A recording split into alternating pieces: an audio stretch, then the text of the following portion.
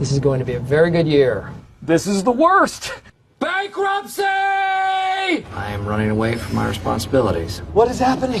I'm gonna stop wearing a feeling hot. I tried. Oh, my life. MacGruber! I understand nothing. Some shows don't need a celebrity narrator to introduce the show, but this show does. In a world filled with endless opportunities, why would two men who have built 13 multi-million-dollar businesses altruistically invest 5 hours per day to teach you the best practice business systems and moves that you can use? Because they believe in you, and they have a lot of time on their hands. They started from the bottom, now they're here. It's the Thrivetime show starring the former U.S. Small Business Administration's Entrepreneur of the Year, Clay Clark, and the entrepreneur trapped inside an optometrist's body, Dr. Robert Zoellner. 2 men, 8 kids, co-created by 2 different women, 13 multi-million-dollar businesses. We started from the bottom, now we're here. We started from the bottom, and we'll show you how to get here. Started from the bottom, now we're here. We started from the bottom, now we're here. Started from the bottom, now we're at the top, teaching you the systems to get what we got. Colton Dixon's on the hooks, I break down the books. Z's bringing some wisdom and the good looks. As the father of 5, that's why I'm alive. So if you see my wife and kids, please tell them hi. It's the CNC up on your radio, and now 3, 2, 1, here we go. We started from the bottom, now we're here. We started from the bottom, and we'll show you how to get here. Started from the bottom, now we're here. We started from the bottom, now we're here.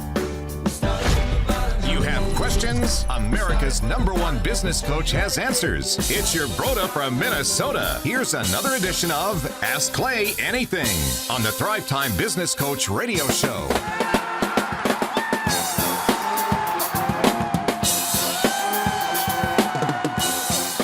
Welcome back to another exciting edition of the Ask Us Anything segment of the Thrivetime Show.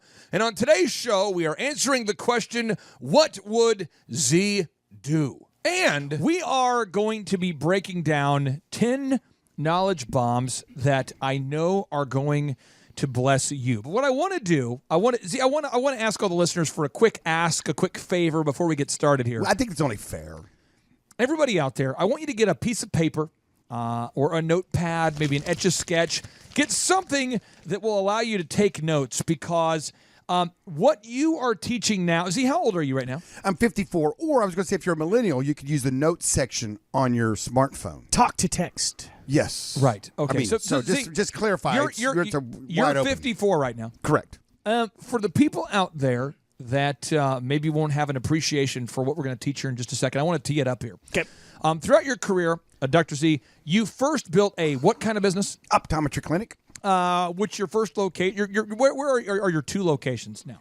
Approximately 31st and Harvard and 71st and Memorial. How would you describe the size of these compared to the average optometrist? They're above average. Okay. It's successful. Humble. Yeah, I mean, you know. What was the second business that you started? The second business was a diagnostic sleep center. Okay, and what is that called? Dr. Z's Sleep Center. Get it? I see what you did Get there. it? Now, Get 9 it? out of Get 10 it? startups fail, according to Forbes. That's true. And Z, did any of those fail, the first 2? Did they fail? No, they became, in fact, the largest in the region. Okay, so what was your third business that you started? I started a auto auction, What's that called? Z66 Auto Auction. Okay, and does it do well? Is it okay? Yeah, it's the largest in the state currently. Okay, and what was your next business you started? A DME company, which stands for Durable Medical Equipment Company. And we do several things, but the main thing we do are the CPAP machines that for people that have sleep apnea that we diagnose in the Dr. Z Sleep Center. Did you not invest early on in Regent Bank, you and Sean Copeland? It was funny because Sean, actually a good friend of mine, approached me to use their bank. And I said, well, I'm tired of switching banks. Let's just go buy a bank. And he said, great idea. Let's go buy one. Whoa. So Sean, did you know Sean previous to him approaching you? I was doing a lecture, or I was speaking at one of those organizations, one of those lunch groupings. I think it could have been, I'm not sure if it was Fellowship of Christian Businessmen or, business dudes that are, really serious dudes. I mean, I forget the name of it, okay? Right. But I was speaking at one, maybe it was One of those A luncheon? Men of integrity. men of integrity. Men of integrity. luncheon. You could be anywhere doing a lot of different things, but you chose to be here. Some shows don't need a celebrity narrator to introduce the show, but this show does.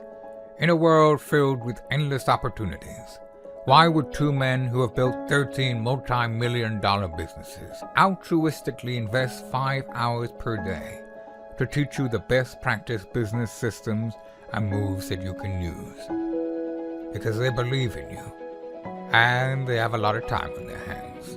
They started from the bottom, now they're here.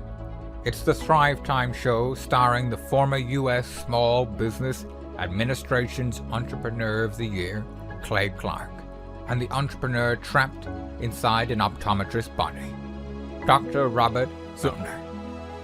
2 men, 8 kids, co-created by 2 different women, 13 multi-million-dollar businesses. We started from the bottom, now we here. We started from the bottom, and we'll show you how to get here. Started from the bottom, now we here. We started from the bottom, now we here. Started from the bottom, now we're at the top, teaching you the systems to get what we got. Colton Dixon's on the hooks, I break down the books. Z's bringing some wisdom and the good looks. As the father of 5, that's why I'm alive. So if you see my wife and kids, please tell them hi. It's the CNC up on your radio, and now 3, 2, 1, here we go. We started from the bottom, now we here. We started from the bottom, and we'll show you how to get here. Started from the bottom, now we here. We started from the bottom, now we here.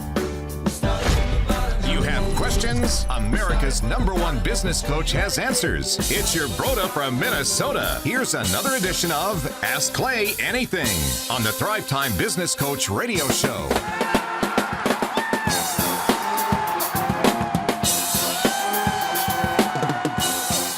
Welcome back to another exciting edition of the Ask Us Anything segment of the Thrivetime Show. And on today's show, we are answering the question, what would Z do? And we are going to be breaking down 10 knowledge bombs that I know are going to bless you. But what I want to do, I want to ask all the listeners for a quick favor before we get started here. I think it's only fair. Everybody out there, I want you to get a piece of paper or a notepad, maybe an Etch-a-Sketch. Get something that will allow you to take notes, because what you are teaching now, Z, how old are you right now? I'm 54, or I was going to say if you're a millennial, you could use the notes section on your smartphone. Talk to text. Yes. Right. Okay. I mean, so just clarify. You're 54 right now. Correct. For the people out there that maybe won't have an appreciation for what we're going to teach here in just a second, I want to tee it up here. Okay. Throughout your career, Dr. Z, you first built a what kind of business? Optometry clinic. Which your first location? Where are your 2 locations now? Approximately 31st and Harvard and 71st and Memorial. How would you describe the size of these compared to the average optometrist? They're above average. Okay. It's successful. Humble. Yeah, I mean, you know. What was the second business that you started? The second business was a diagnostic sleep center. Okay, and what is that called? Dr. Z's Sleep Center. Get it? I see what you did Get there. it? Now, Get 9 it? out of Get 10 it? startups fail, according to Forbes. That's true. And Z, did any of those fail, the first 2? Did they fail? No, they became, in fact, the largest in the region. Okay, so what was your third business that you started? I started a auto auction, What's that called? Z66 Auto Auction. Okay, and does it do well? Is it okay? Yeah, it's the largest in the state currently. Okay, and what was your next business you started? A DME company, which stands for Durable Medical Equipment Company. And we do several things, but the main thing we do are the CPAP machines that for people that have sleep apnea that we diagnose in the Dr. Z Sleep Center. Did you not invest early on in Regent Bank, you and Sean Copeland? It was funny because Sean, actually a good friend of mine, approached me to use their bank. And I said, well, I'm tired of switching banks. Let's just go buy a bank. And he said, great idea. Let's go buy one. Whoa. So Sean, did you know Sean previous to him approaching you? I was doing a lecture, or I was speaking at one of those organizations, one of those lunch groupings. I think it could have been, I'm not sure if it was Fellowship of Christian Businessmen or, business dudes that are, really serious dudes. I mean, I forget the name of it, okay? Right. But I was speaking when maybe it was one of those A luncheon? Men of integrity. Men of Integrity. Men of Integrity, luncheon. the luncheon series. Yes.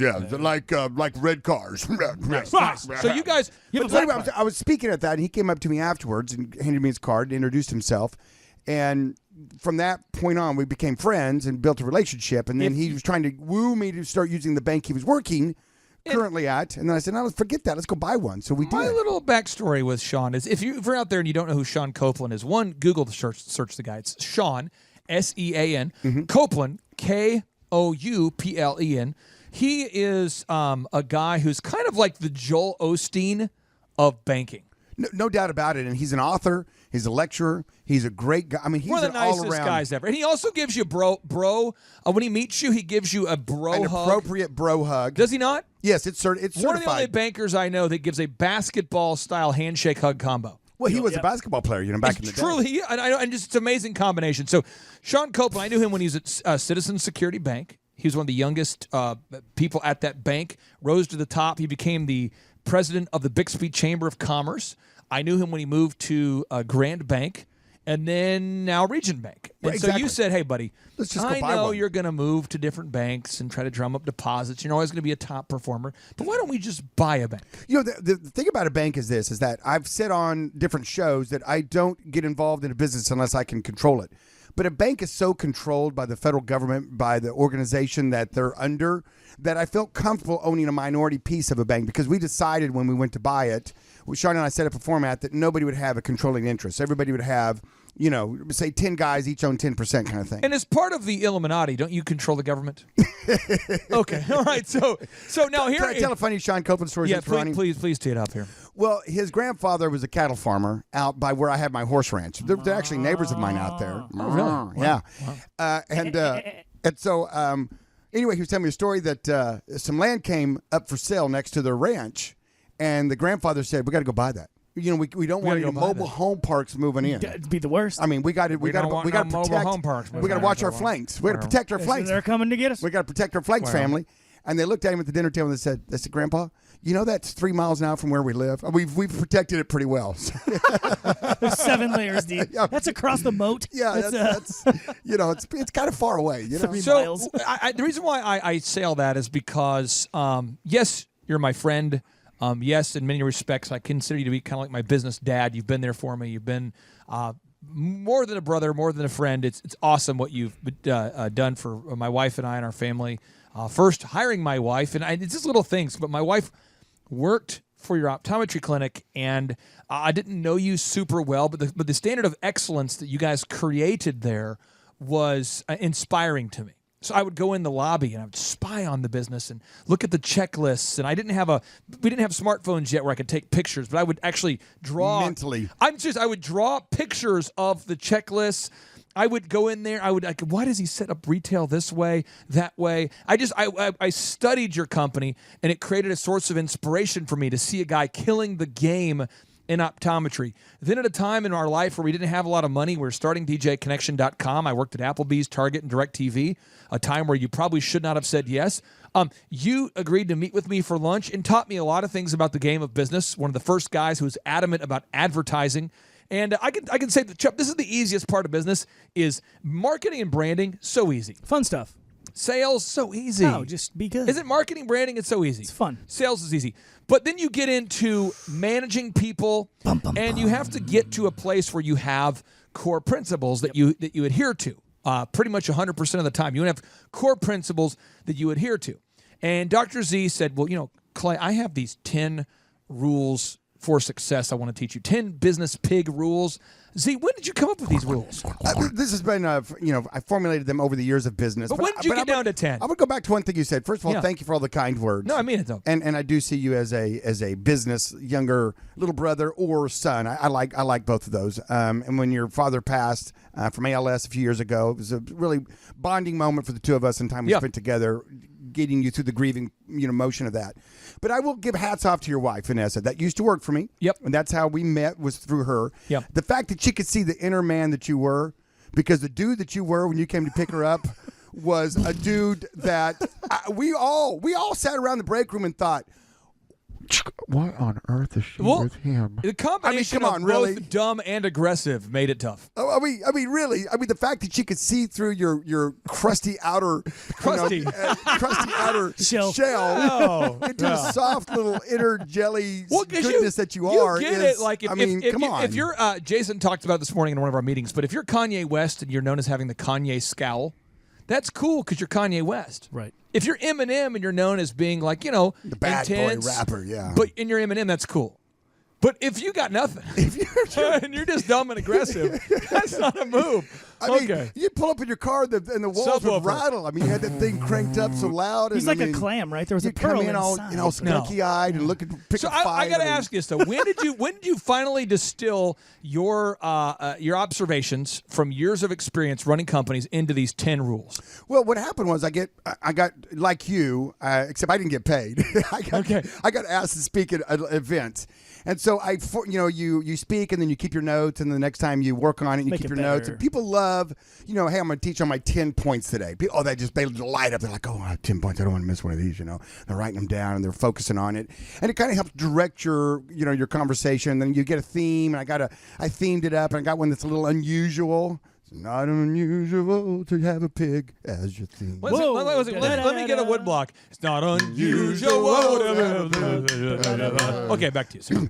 But so I kind of, through speech writing, I formulated these 10. This was a speech that I gave. Okay. And so it kind of forced me to sit down and go, what are my? Okay, here's what it looks like. Now, how can I put that into this format? And so, and all of this goes under the title of "What Would Z Do?" in my mind. So I'm going to read the principle, and then the business pig principle. I'm calling these are Dr. Z's 10 business pig principles for success. Right, exactly. And I would tell everybody out there that owns a business, if I walked up to one of your employees and said, hey, how would you handle this situation? One of the things that should go through their mind is, how would my owner/boss handle this situation? And if you haven't taught them or given them the ability or the action steps in order to do that, I would encourage you to do that, because there's it got inspired by those little bracelets years ago that came out. There's little rubber band bracelets. WWJD. Yeah. What would Jesus do? And that's a really good way to kind of think through it. You're at a fork in the road, and which way would he go? What would he do? Right. What would he do? And so that's just a real kind of principle that I've always enjoyed having, because a lot of times I'll have an employee come to me with a problem, and I'd look at them and I'd say, well, what would I do? And they go, oh, well, you do. Just to demonstrate the You do mastery of XYZ. how locked in you and I are now. Yeah. We're going to teach a principle, and then I'm going to play a song on the cowbell. Oh. And you can guess what song it is. Perfect. We'll see if you see how this is one locked of in my we are favorite via songs. Yeah, this is my ESP. favorite games, I mean. Now, here we go. So principle number 1. Name the tune. Pigs get fat, hogs get butchered. What does that mean? What does that mean?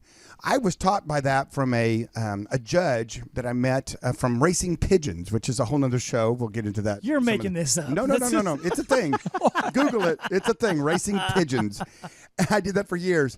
His name was Dick Ott. And anyway, pigeons? No. He taught me that saying. And as soon as he said it, it was just like a light bulb went off in me. It's just like my blood started to boil. I just thought it was one of the coolest things ever, because what it deals with is greed. It deals with greed. And there's a lot of ways business owners can be greedy. One of the ways business owners can be greedy is pricing their product or their services. So high. Hey, how much does your smoker cost? $1.2 billion. What do you think about the philosophy that has been taught by many consultants all around the world? If people are willing to pay for it and not complain about the price, you should just keep raising it. Well, there is something about that. Okay. But then the point is that the pig raises it till he gets 1 or 2 complaints and then goes, okay, I know I'm probably there. The hog continues to raise it until he stops selling it. You see the difference? So the pig goes, you know what? Hey, I raised it $5. No one complained. Hey, I'm going to raise it another $5. No one complained. Right. And then when he starts to get a little bit of pushback and some complaints, he probably knows they were kind of wanting to complain before, but they just didn't know how to verbalize it. So now he's at this, But my philosophy was this: is why raise the price when you can expand the building, when you can hire more doctors, when you can do more, when you can just expand that. I mean, there's always a limiting membrane.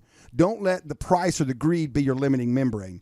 And the other thing too is with employees. I know so many people that just beat up their employees on price.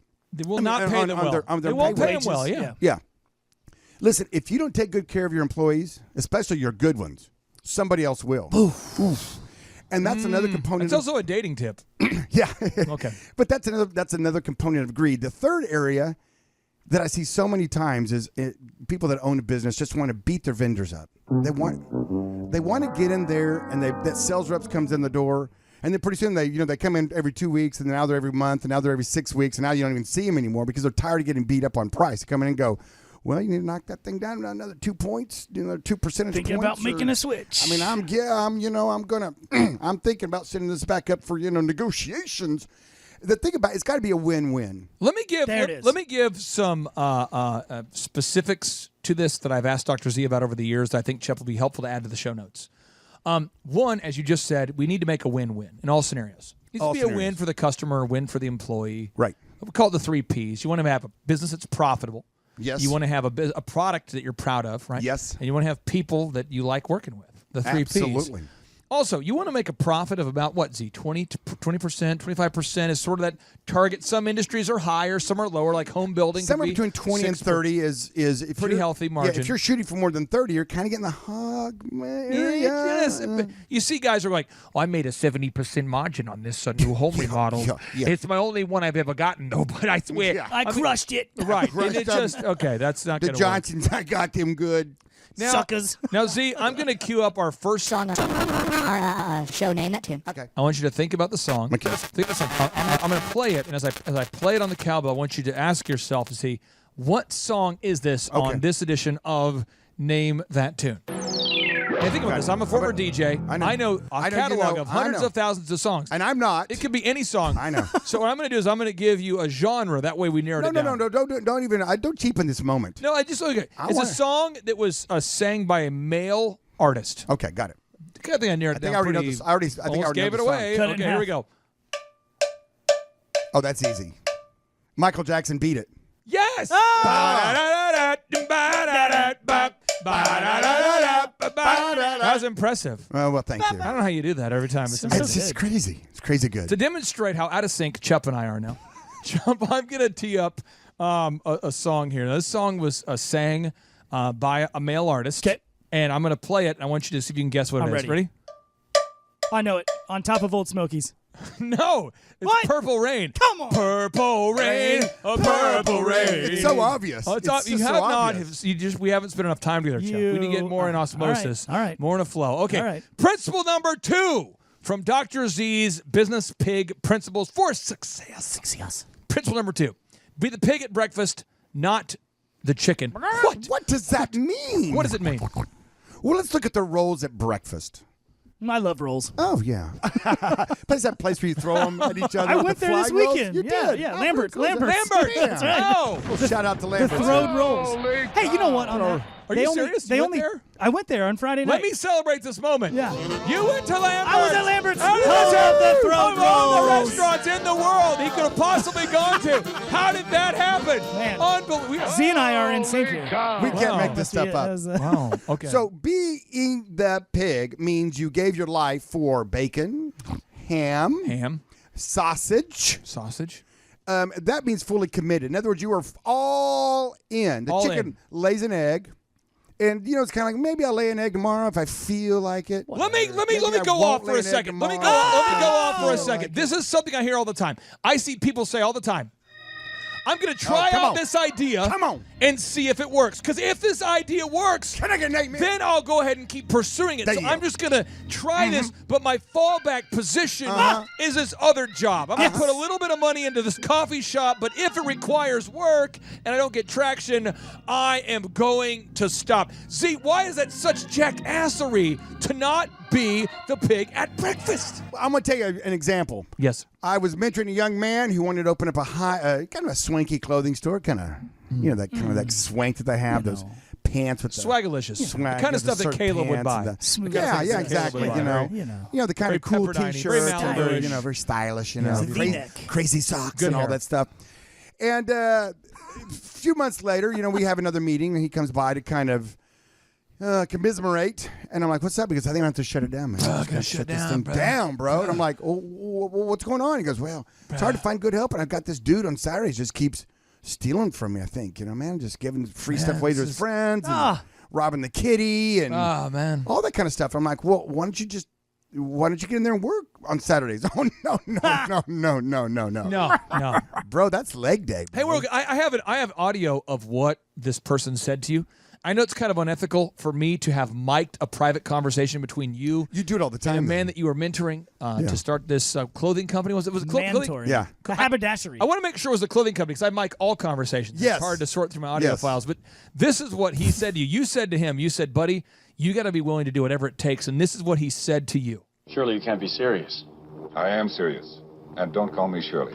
I don't quite understand the exchange, but that's what happened. Well, that's the thing about it is that when you, in Napoleon Dynamite's book, he talks about burning the boats. Burning the boats. And what that means is that from one island, they would go and attack the next island. Yes. And the idea is that there was no retreat. There was no plan B. We're either going to take this island or die. I mean, that's a huge, you think about that, just the mindset, the mindset of that. Think about this. After reading that book, I read that book 2000-ish. Mm-hmm. Then I had a lunch with you, teed up by Kylie, your manager, who's still there. By the way, super excited for the holiday party. Christmas party is coming up very soon. Hey, Clay, I just want to point one thing out. When you pulled up for lunch and you lit your car on fire, it's not the same thing, okay?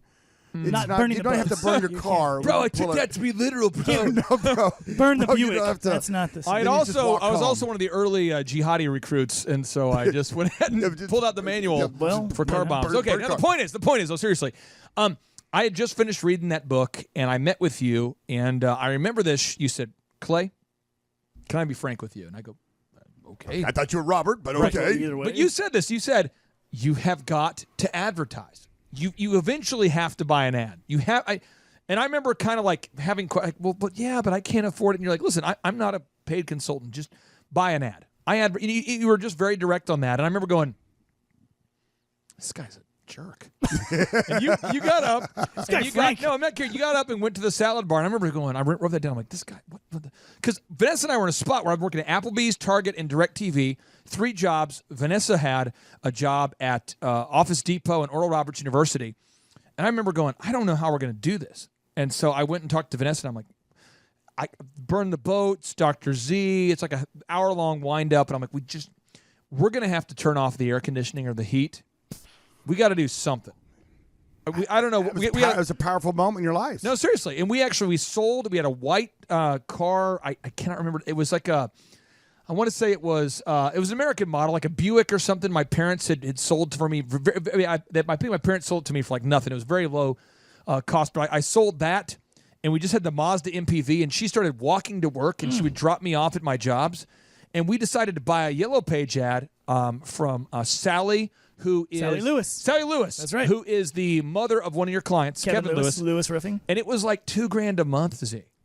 See, has there ever been a better time in American history? I mean, right now, you can turn on your YouTube ads or your Facebook ads month to month, man, week to week. See, do you remember the times when you had to commit to an agreement for like a year to buy a Yellow Page ad? I know. I tell you what, business owners starting today have got that part of it much easier. Oh, it's so easy. I mean, it's so easy. So much easier than we had it back in the day. But I remember, I'll tell you what, you put that picture in there and you make sure you had the big ones here up front. I mean, come on now. I was like, full page. It was hot. It's like fishing for Jeff fish Ramsey in a barrel. Jeff Ramsey was my first inbound call. You ever. remember? Jeff Ramsey? Oh, yeah. It's crazy. You were saying the other day on the show, Clay, you had to commit to whatever marketing strategy you're going for a year. There was no A/B testing. Dude. There was no trying things out. It's like, And let me tell you how I did Here it. we Dr. go. Z said if your ad doesn't grab somebody by the throat. Z, can you explain what kind of ad you want? If you're going to launch an ad, what your ad has to do in terms of getting the attention of your ideal and likely buyers? Well, you got to have a call to action. The ad has to inspire you. How many times right now you're listening right now, you've heard an ad on the radio, you've seen an ad in a magazine or newspaper, you've watched an ad on TV, and you go, huh, nothing. I don't know. And then the ad comes along that makes you laugh, makes you remember it, makes you go, I've got to have that thing. If I don't have that thing, I may not make it. I might not. I do. My quality of life I would do be need a horrible ham from the without Hamlet. that. I need a ham from the Hamlet. Honeycut ham. I mean, honeycut ham from the Hamlet. so That's why you I need have ham. to have a call to action. And we, in order to do that, you have to have some kind of component of a deal that just is so awesome, so incredible. So back in the day, see now it's like you want to drive them to a website, you want to drive them to something else. But back in the day, my whole goal was to get them to pick up the phone and call me. I thought I'm going to have something so crazy, so outlandish, so over the top call to action. They have no choice but to pick up the phone and call, because that was the move back in the day. And so all I did was I looked at my competition, and they had an ad that said something like started in 1984, founded in 1984. Yeah. So I'm going, well, conceived in 1980. Yeah, that was you. That's what I did. So I'm like, okay, I got that. And then it said we have over 100,000 songs. And I thought to myself, talking to Z, I mean, I could conceivably get up to 1 million songs. Or right. So I wrote something like, we can get up to 110,000 songs, or something just more than them. And I just one-up them, and I said, we'll be any competitor's price. And my ad was smoking hot, dude. It worked. It got attention. I put my head. That's what advertising does. If done correctly, it makes the phones ring. I literally, all the ads were kind of conservative. I took my head and put it on a body of a person in a suit using Photoshop. So it was like a caricature head, like a bobblehead on a normal sized man body, but like a 5 times larger head. Clay, and it worked, dude. Clay, I don't want to be mean, and I don't want to be disrespectful. And you know, I've got a lot of man love for you. I mean, you know that, right? Yep. But your head is really, really big. No, I got to be honest with you. I did not enlarge the photo at all. Yeah, thank you. See your picture. But I mean, when I went out there and launched the ad, though, I had to be the pig at breakfast. I had to commit to it. And that's one of the things that I think, why we have such a high fail rate on businesses, according to Forbes, which is kind of our business Bible. Right. We like to quote Forbes a lot because they've done a lot of the Forbes. research. Right. And it's the easy button. We don't have to go do it. Let's be honest with you. They've already done it.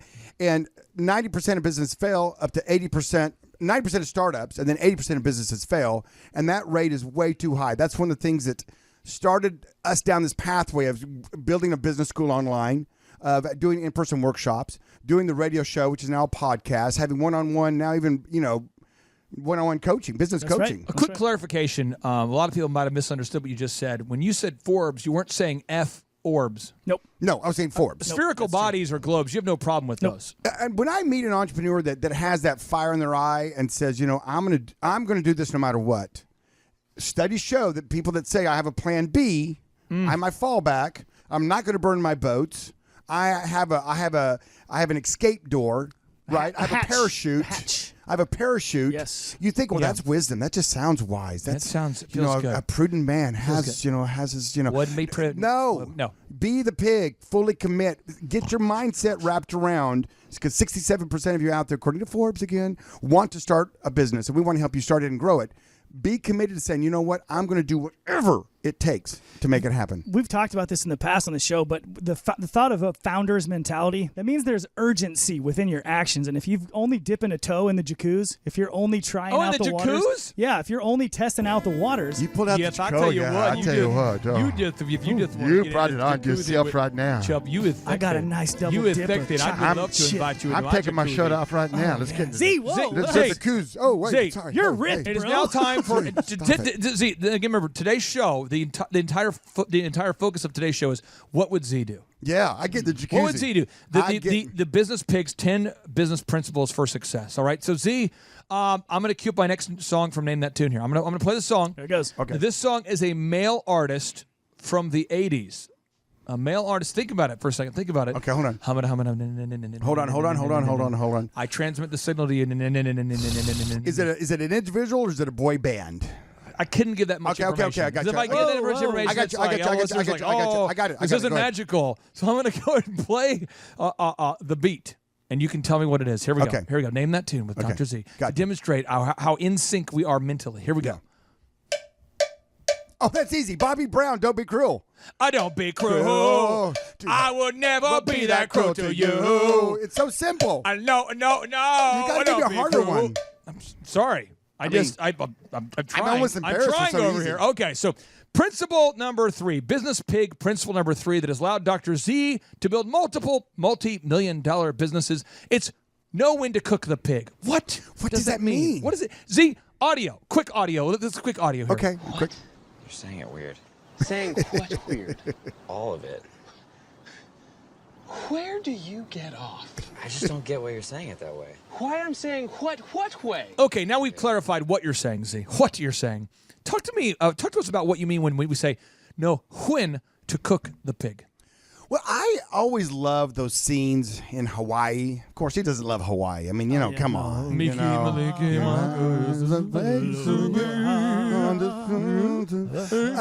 to you. So they have the luau's, and in the luau, one of the standards in the luau is a pig, with an apple in its mouth. I mean, the whole pig being cooked, right?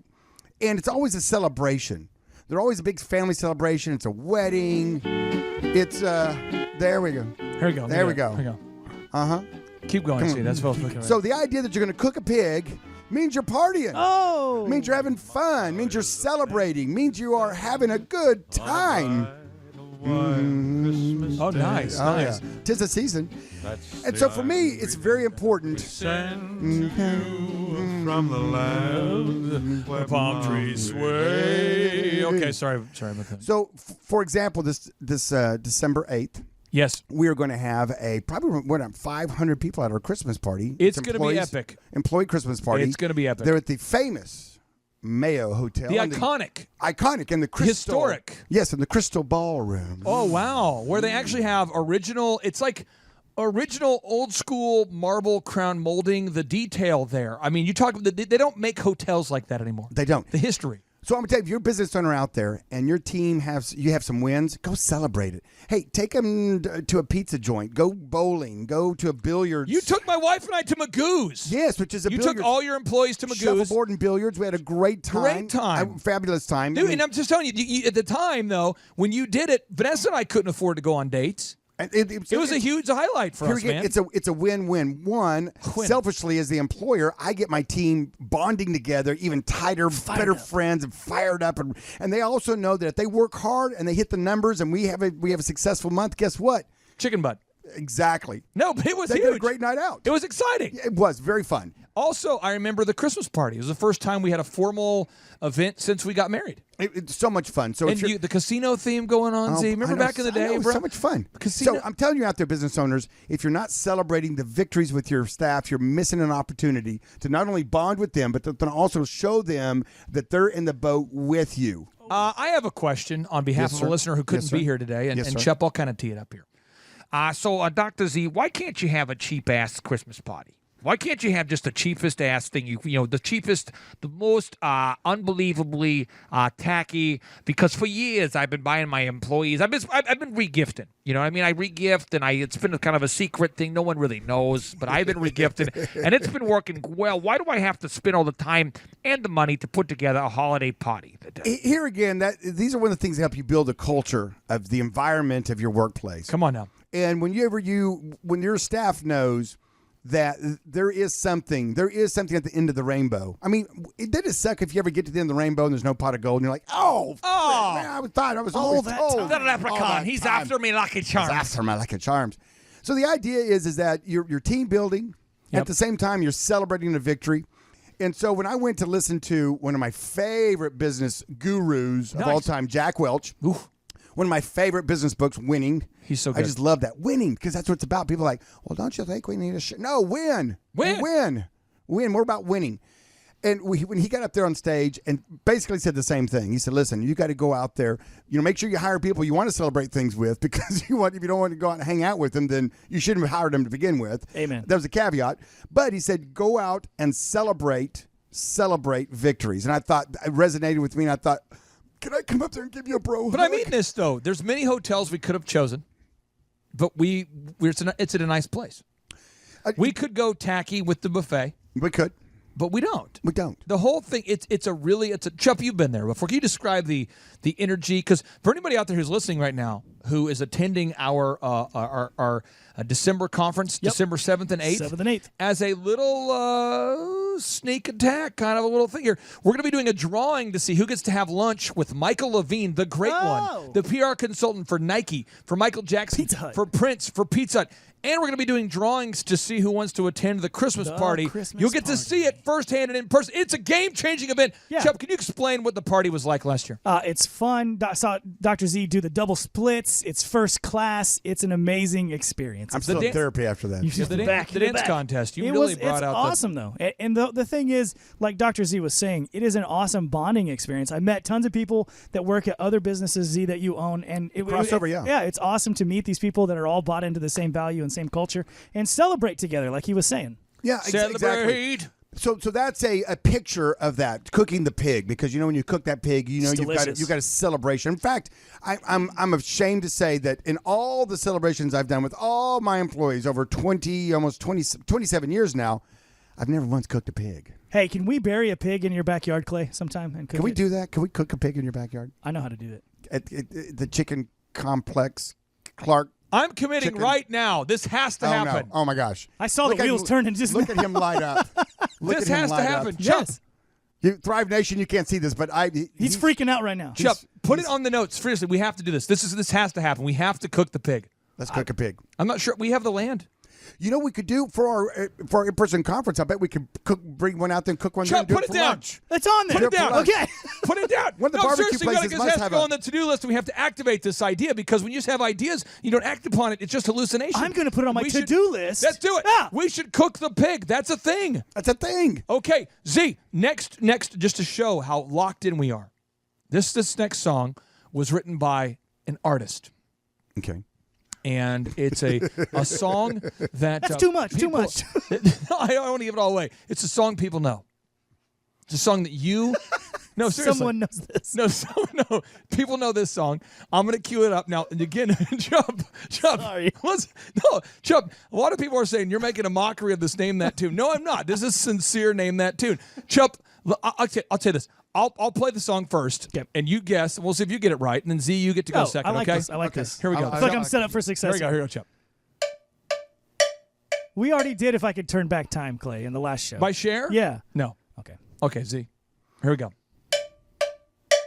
It's easy. Bruno Mars, Locked Out of Heaven. Locked out of heaven. Yes. That's He even slowed it down a little bit. Are you at a... Still got it. That's amazing. See, that's amazing right there. It's a gift. What can I say? What can I say? What can I say?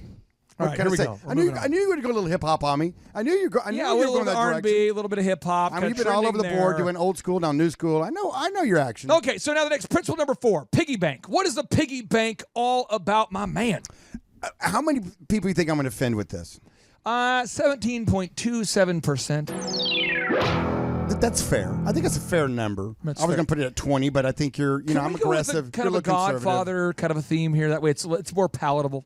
I think that'd be appropriate. It's kind of funny. I think that'd be appropriate. I think that'd be appropriate. All right, Z. So, Z, tell us what's the principle here, the piggy bank? Here's the concept.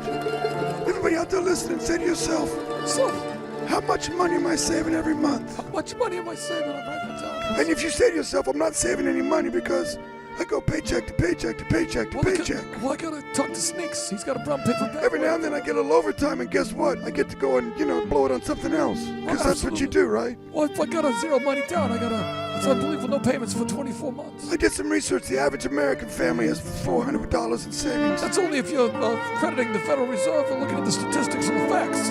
That's a crime. It's a crime to only have that in the bank. That's a crime. You gotta live below your means. You got delayed gratification. You gotta use the family. It's a piggy bank for a reason. You gotta save some, shove some little money in that thing. Take it off the top. Feed the pig before you feed anything else. Feed the pig before you feed yourself. See, I want to ask you a question real quick here. Okay. Do you know what Sneaks is? Where's Sneaks? Sneaks, yeah. I don't know what Sneaks is, but Sneaks has all my money. It's in a brown paper bag by the river. He's sneaky. Well, I know where Sneaks is. He gave it to me the other day. Thank you. Okay, but here's the deal. Here's the deal. Everybody out there that's getting a paycheck, raise your hand. Right now, if you're listening to this, got it. You could be wherever you are. Put your hands in the air. Wave around like you just don't care. Keep one on the wheel. But I know you do. Raise a foot if you're driving. Left foot up. If you're getting a paycheck, boom. Now, if you're saving money, raise the other hand. Ooh. And there's not as many hands. I'm looking across real the quick, country. Andrew in our office. Yes. Andrew Bloomer. Chup, how much of a percentage of his paycheck is he now saving automated? 25%. Dude. Sexy. That's aggressive. Isn't that awesome? I always coach people 5 to 10. 5 minimum. He has been living at the office. Yeah. Him and his newlywed wife. Seriously, he has been saving 25%. Yeah. And see, that's enough to pay the future rent right there. What I'm telling you folks is that what'll happen is you may go, well, I don't need to save any money right now because I'm making good money. And I mean, hey, I'm living the dream. I get it. You can't take it with you, Z. I get it. But what'll happen is in about a year and a half to 2 years, maybe 3 years, maybe 4 years down the road, you're going to say to yourself, you know what? I'm done punching the time clock and I want to start my own thing. There you go. Were those guys I used to listen to? Yeah, the Thrivetime guys.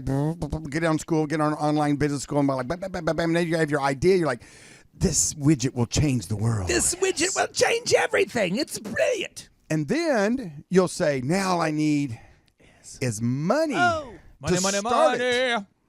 So what I'm saying for this, save for a rainy day, because rainy days come. I know Southern California, you're listening to our podcast right now. You do get rain every now and then. And of course, all the fires out there, I'm sorry to hear all the destruction, but you do need some more rain. But rainy days come, folks. So you need to have a savings, number one. If you own a business, you should be able to not make any money for a month and survive, all right? That's huge. These are huge things, okay? And by getting a war chest, I call it a war chest because starting a business, if you don't think of it as going into battle, you really don't have the right mindset to start it, okay? But having a war chest enables you now to put your own skin in the game. It enables you to start your business, enables you to change your life, change your stars. So I know you may not have the business I did today, but you know what? You'll have it down the road. I used to love when my DJ competitors would go out of business. They always put their gear for sale on Craigslist. For nothing. 30 cents on classifieds in the Tulsa world. Back in the day when the classified ads were a thing. Craig wasn't even born yet. And I could buy that equipment for 10 cents on the dollar. Nothing like buying discounted DJ gear from a former competitor. Beautiful. Beautiful. But saving allows you to buy opportunities. Now, see, for this next round of Name That Tune, just to show how locked in step we are, I'm going to just kind of cue it up here. This time I will give a little bit of lyrics. Okay? Oh, a little bit of lyrics. Here we go. Here we go. Here we go. Here we go. Well, wouldn't it be nice if I could touch your body? I know not everybody has got a body like you. What song is it? I have no idea. I know what it is. But I gotta think twice before I give my heart away. I know all the games you play because I play them too. Faith. Come on, Z. It's Right Said Fred. Oh, but I I'm too need some sexy. time off from No. that emotion. Come on, Z. Time to pick my heart off the floor. Come on, keep coming. I don't Oh, really and get the it. love comes down without devotion. Well, it takes a strong man, baby, but I'm showing you the door. Because I gotta have faith, the faith, the faith. I gotta have faith, the faith, the faith. Baby. Okay, sorry. Well, that was good. Keep going. No, it's just good. It's good. I'm actually starting a cowbell band. We're huge in Michigan. On the woodblock. Huge. Faith? Yeah, faith. You got to have faith in the systems. You got to believe that what you're teaching actually works. These are principles that have been proven to work.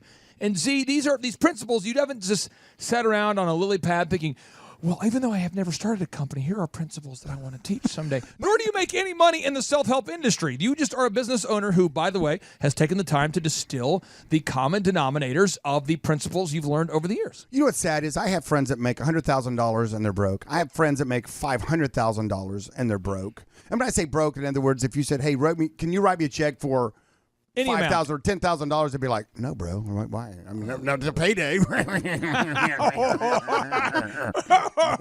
Are you crazy? You know what I It's mean, the end of the month, Z. Right? Oh, wait. Yeah, you can say my new jacuzzi just over there. Why would you ask about me? Anyway, the point is that it goes all across all socioeconomic dividers in the country. Yep. And that is that people aren't saving. And we're told not to. We're hey, credit cards. I mean, this the whole culture of America is spend money, spend money, spend money. And a lot of that was formed back in the days of, when we have Social Security to take care of you. We got your back end, So a lot of that has trickled down to every generation. But I'm telling you what, folks, use that piggy bank. And the fact that, it's a pig and kind of fits with the old kind of business pig, kind of 10 business pig concepts. You get it? I do. Okay, yeah. Thank you. But if you're not saving, I would really encourage you to do it. Yeah, you may have to get rid of a third car. You may have to get rid of some other luxury item that you have. Third girlfriend. You may have to get rid of that. Second girlfriend. Even that. Third party in your marriage. You may have to get rid of cable, or you have to choose between cable or dish. I mean, I know it's a tough thing. You know I like to party. But wait, man, there's things on dish that I can't get on cable and vice versa, bro. What are you talking about? So, bro, come on, man, bro. So here we go. We have 6 more principles in 6 minutes. Here we go. Oh, God. Next Wait, principle. are you kidding me? No, principle That's number all we 5. have? Showtime Blue Ribbon Pig. What does that mean? That means that when you're at work, when you're doing your thing, the most important thing you can be doing is what you're doing. And what I mean by that is this, is that there's a lot of things that get in your brain throughout the day. Something going on at the house, the toilet's plugged up at the business. All the bacteria from my hands. Did I wash my hands completely? But what I'm saying is that our society is so much about not being there. I mean, I go around and I look at people in restaurants sitting there across the seat from each other, and they're both sitting there on their phones. they're like they're not even around each other. Here's a picture of my food. So I used to have a little thing that I used to do, and I know this sounds silly and corny, but it worked for me. And that is every time before I'd walk into an exam room, I'd clear my head, and I'd say to myself, showtime. And the most important thing in the world, the most important thing right then and there was to walk into that room and to smile, to greet that patient, to connect with that patient, and to solve that patient's problem, and to answer the age-old question of why are you here and what can I do for you? Without thinking about all the things that are pulling on me, without thinking about the phone call I need to make, without thinking about the getting bigger. The guy that just yelled at me because a car was parked in the wrong spot out, and just whatever, all the stuff that happens, all that peripheral stuff, And I think that's what happens. A lot of times you see employees do this. Well, they bring, like you tell them to, leave your family problems at the door when you come in the business. It's almost impossible to do. I realize that. I mean, things affect us. They're at the front desk singing, "Last Christmas, I gave you my heart. The very next day, you tore apart." Welcome. How are you doing? Welcome to the business. How are you? Can I help you? These employees, though, seriously. There was a guy the other day at a local convenience store. I said, "How are you?" He goes, "I'll be good as soon as I get done with my shift." Yeah, exactly. And I go, "Okay, well, inspiring." but seriously, I said, "How are you doing?" Just like that. He goes, "I'll be good as soon as I get done with my shift." And I'm like, "Okay, well, so I'd like to go ahead and buy an iced drink and some gas." All right, whatever, bro. Yeah, whatever. Whatever. I mean, Whatever. Wow. So I wanted to hit him with the stick that I used to beat the cowbell. So if you own a business, say you own a construction business, and you're given a quote, forget all the negative in your life. When you walk up, when you go to that family, then you're going to talk about, give them a quote to build a pool in their backyard. You be connected with them, and the showtime is showtime. It's showtime, and that's where you connect. That's where you build your business. That's where you make your money, or those showtime events. And if you sit there and let your phone, your phone's ringing the whole time, and excuse me.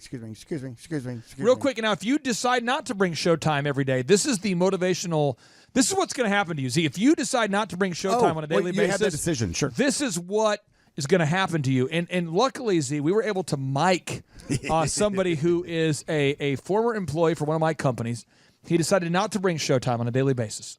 And without his permission, I put a lifetime microphone. I embedded a chip deep inside his epidermis. He thought it was a flu shot. Right. And this is the motivational talk he recently gave to a group of young high school kids who talked to him about how they just didn't want to bring showtime on a daily basis because they wanted to keep it real. They wanted to be transparent. Now, you kids are probably saying to yourselves, hey, I'm going to go out and I'm going to get the world by the tail and wrap it around and pull it down and put it in my pocket. Well, I'm here to tell you that you're probably going to find out as you go out there that you're not going to amount to jack squat. Holy cow. Okay, so you don't want that to happen to you. No. So you have to be purposeful, and you also have to understand the important moments. It's kind of like having a to-do list, and there's maybe one thing on the list that is a must-do today. It's kind of the same thing. I mean, when I was getting ready to walk into that exam room, nothing else mattered. Nothing else. It was showtime, and the show was for me to laser show, give a great eye exam, connect with the person, and make them happy. What I've seen a lot, Z, is that people just aren't mentally aware of themselves, right? So when you're saying showtime, look at yourself. Pay attention to actually how you're acting, not just how you feel. Absolutely. So those are those moments. You have them throughout the day. And then when you're out of the exam room and you're out from in front of that patient, for example, and that's my example that I have for my optometry clinics. Then you go back in your office, and then you can do all the stuff you need to do. Throw stuff against the wall. Pig eats first at the trough. What is this principle? Principle number 6. This is the one across the board. Every time I give this speech, every time I talk about my 10 principles, this is the one that gives me the most backlash. Boo! People can't stand it. People love to boo this one. They cannot stand it. They cannot stand it. Poor people love to boo this one. Oh, they do. They do. They will line up after you speak, and they will sit there and berate you. Their hands, as soon as you ask for questions, the first question up is about this one. Why do you hate people? Yeah, why? Just curious. I don't understand your point 6. Point 6. Pig eats first at the trough. What do you mean by this? I'm telling you what, folks. If you're starting a business, this is going to be a concept. I don't want this to sound mean, but it should be for you. For you. Come on. It should be for you. The business exists to serve you. It does. And so many times I hear people say, "Well, I want to open up a business to fill in the blank." The local community. I mean, to fill in the blank. Homelessness and to change, change people's life. No, the life you're going to change most is yours. Well, I'll say it again. The life you're going to change most is yours when you start a business. We're going to teach you how to grow that thing, and then you're going to figure out how to have time freedom and financial freedom. Kind of a segue on that. Jack Welch was giving a speech, was talking about. He had a bunch of his staff come to him and said they wanted him to create a green light bulb. Yeah, make it green. Make it green. No safe for the environment. emissions. It was safe for the environment. And you know what? Let's change the world with a green light bulb. And they did all the engineering on it, and it was going to be like 10 times the cost. But not be that much more, it's not going to last longer. It's not going to have those kind of features. I can see one that maybe lasts 10 times longer, being 10 times the cost. But it was just going to be a green, environmentally safe, more sound Not like product. green, like green light. Yeah. And Jack Welch says, "Oh, that's a great idea. That'll put us out of business, and then we can all go find other jobs." He goes, "And what we're going to do is we're going to make inexpensive light bulbs that do the same thing, and then make a lot of money. And then with that money, we can go change the world. There you go. And then we have a business." And so many times I see business owners really suffering because they have let other people take their business hostage. Principle number 7. I love this principle. Happy as a pig in the mud. I love this principle because it's so applicable for everybody out there. If you're a business owner and you've ever had to decide what overhead music will be played, or what volume it will be played, or what decor you're going to have, or where the decor will be, or what the logo is going to look like, or what the color of the logo is going to look like, or made any decision at all, it is impossible to universally appease every single member of your team. But yet as a culture, we're taught, if you shouldn't bring candy to school unless you bring enough candy for everybody else. You shouldn't make a playlist unless everyone approves it. Everyone gets to chime in on a song. Z, talk to me about this idea of making an environment where you are happy as a pig in the mud. Well, here again, it goes back to this idea that it's your business and you have an idea of what you want for your business. Don't let anybody take you hostage for it. And just a real quick thing that a gentleman came up to me the last time I was speaking and gave me this little love nugget. Nugget? A little love nugget, and it was really fun. And the idea goes like something like that. There's a book out there called The Bible. Bible. The Bible. Could be a Bible. Either way. I think it's Bible. Yeah. And in there it says, love your neighbor as you love yourself. Love your neighbor as you love yourself. And that implies that you have to love yourself first. Now, getting on to this point about pig in the mud, I mean, I think that when you walk into your place, you should be so happy to be in there. It should have the right smell. It should have the right sounds. Right people. The right people. The right everything about it, because it's yours. It's your baby.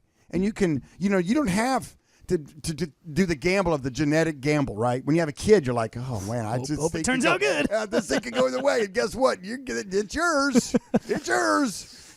So when your business, think of it as a baby that you can create, and you need to make sure that you have an atmosphere that you love to be in, just like a pig loves to be in the what? Mud. Speaking of creating babies, one thing I just love, I just love this segment of the show. Okay, we're moving on. He had to stop himself. Oh, he's back. Chump, I just wanted to say that you just look so nice in the light over there, just covered in that something mud. Something over there that says to me. I just said I want to email myself. I just emailed myself right now. I said, "Self, that is nice. That is nice." Okay, so moving on now. Yes. Principle number Please. 8. The O Show. Chup, I don't know whether I want to move on right now. I just want to recycle it like it's Al Gore. No, it's like it's Al Gore's birthday over and over. Just recycle, reuse it, recycle. Thank you for the internet. Let's reduce.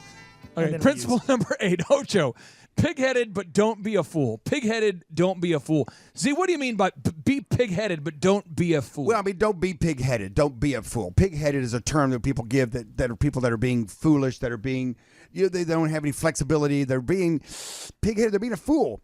And I, years ago, I had you. By the way, you have really worked wonders with me about this, because I'm somebody who loves to latch on. You were pig-headed when I met you. I do love, I even to this day, I love to latch on to principles. Like I'll wear the same thing every day. Right, and that's okay. And then you're like, Clay, you got to flow, though. There's like water going around the rock. There's no need. There's a time and place for rock, but you don't need to like...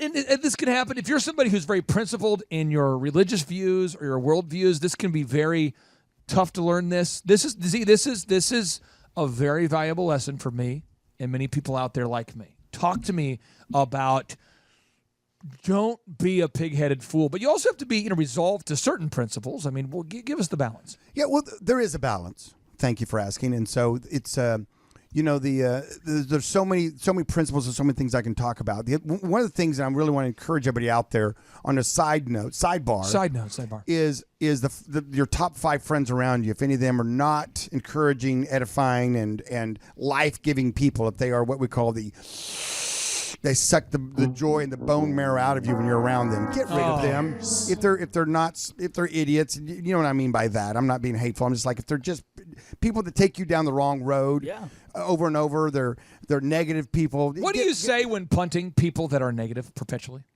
What do I say to them? What do you say? Well, I tell them that they're fired from my life. Do you do this really? Goodbye. Yeah. Here's the thing, folks. Nobody likes to be ghosted. This whole ghosting concept is just kind of forgetting. Just kind of like, oh, you know what? I got a new phone, lost your number. Who are you? All this kind of stuff, all the jackassery you do. I have purposely sat down with a few men in my life, and I said, listen, I'm just going to tell you right now that I'm just not going to spend as much time with you, and I'm moving on, and I'm moving on. Ejector seat. And so have a nice life, but don't be offended if I don't text you back immediately, or I don't call you back, or we're moving not on. seeing each other. I'm moving on. I my time. I'm busy. I've got things to do, and you can kind of soft sell a little bit to them. You don't want to be mean, but on the flip side, you're being mean to yourself by being a fool and having those kind of people have access to you. Now, in business, you have to make your decisions. What's best for the business? And yes, sometimes somebody may be in there to scam you out of whatever. But understand this: what's best for the business? We had a patient come in. And the lady came in. She was really upset about her glasses she had picked out. Well, they fit her fine. The prescription was fine. Everything was good on them. It was very fine. And I think what happened is that she went home and one of her kids or her husband made a comment that they didn't like the way they looked on her. And that got her all twisted. Oh, yeah.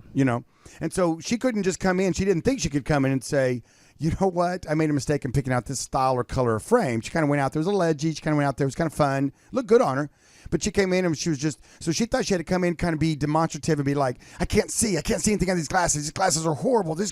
I need my money back on these glasses. Good Lord, I can't see anything. These glasses are terrible. Unbelievable. I can't even see ya. I can't believe you sold these to me. I swear, Robert, you as a Are you going back in time? I'm calling the BBB. I'm calling and so then you just calm them down and go, whoa, it's okay.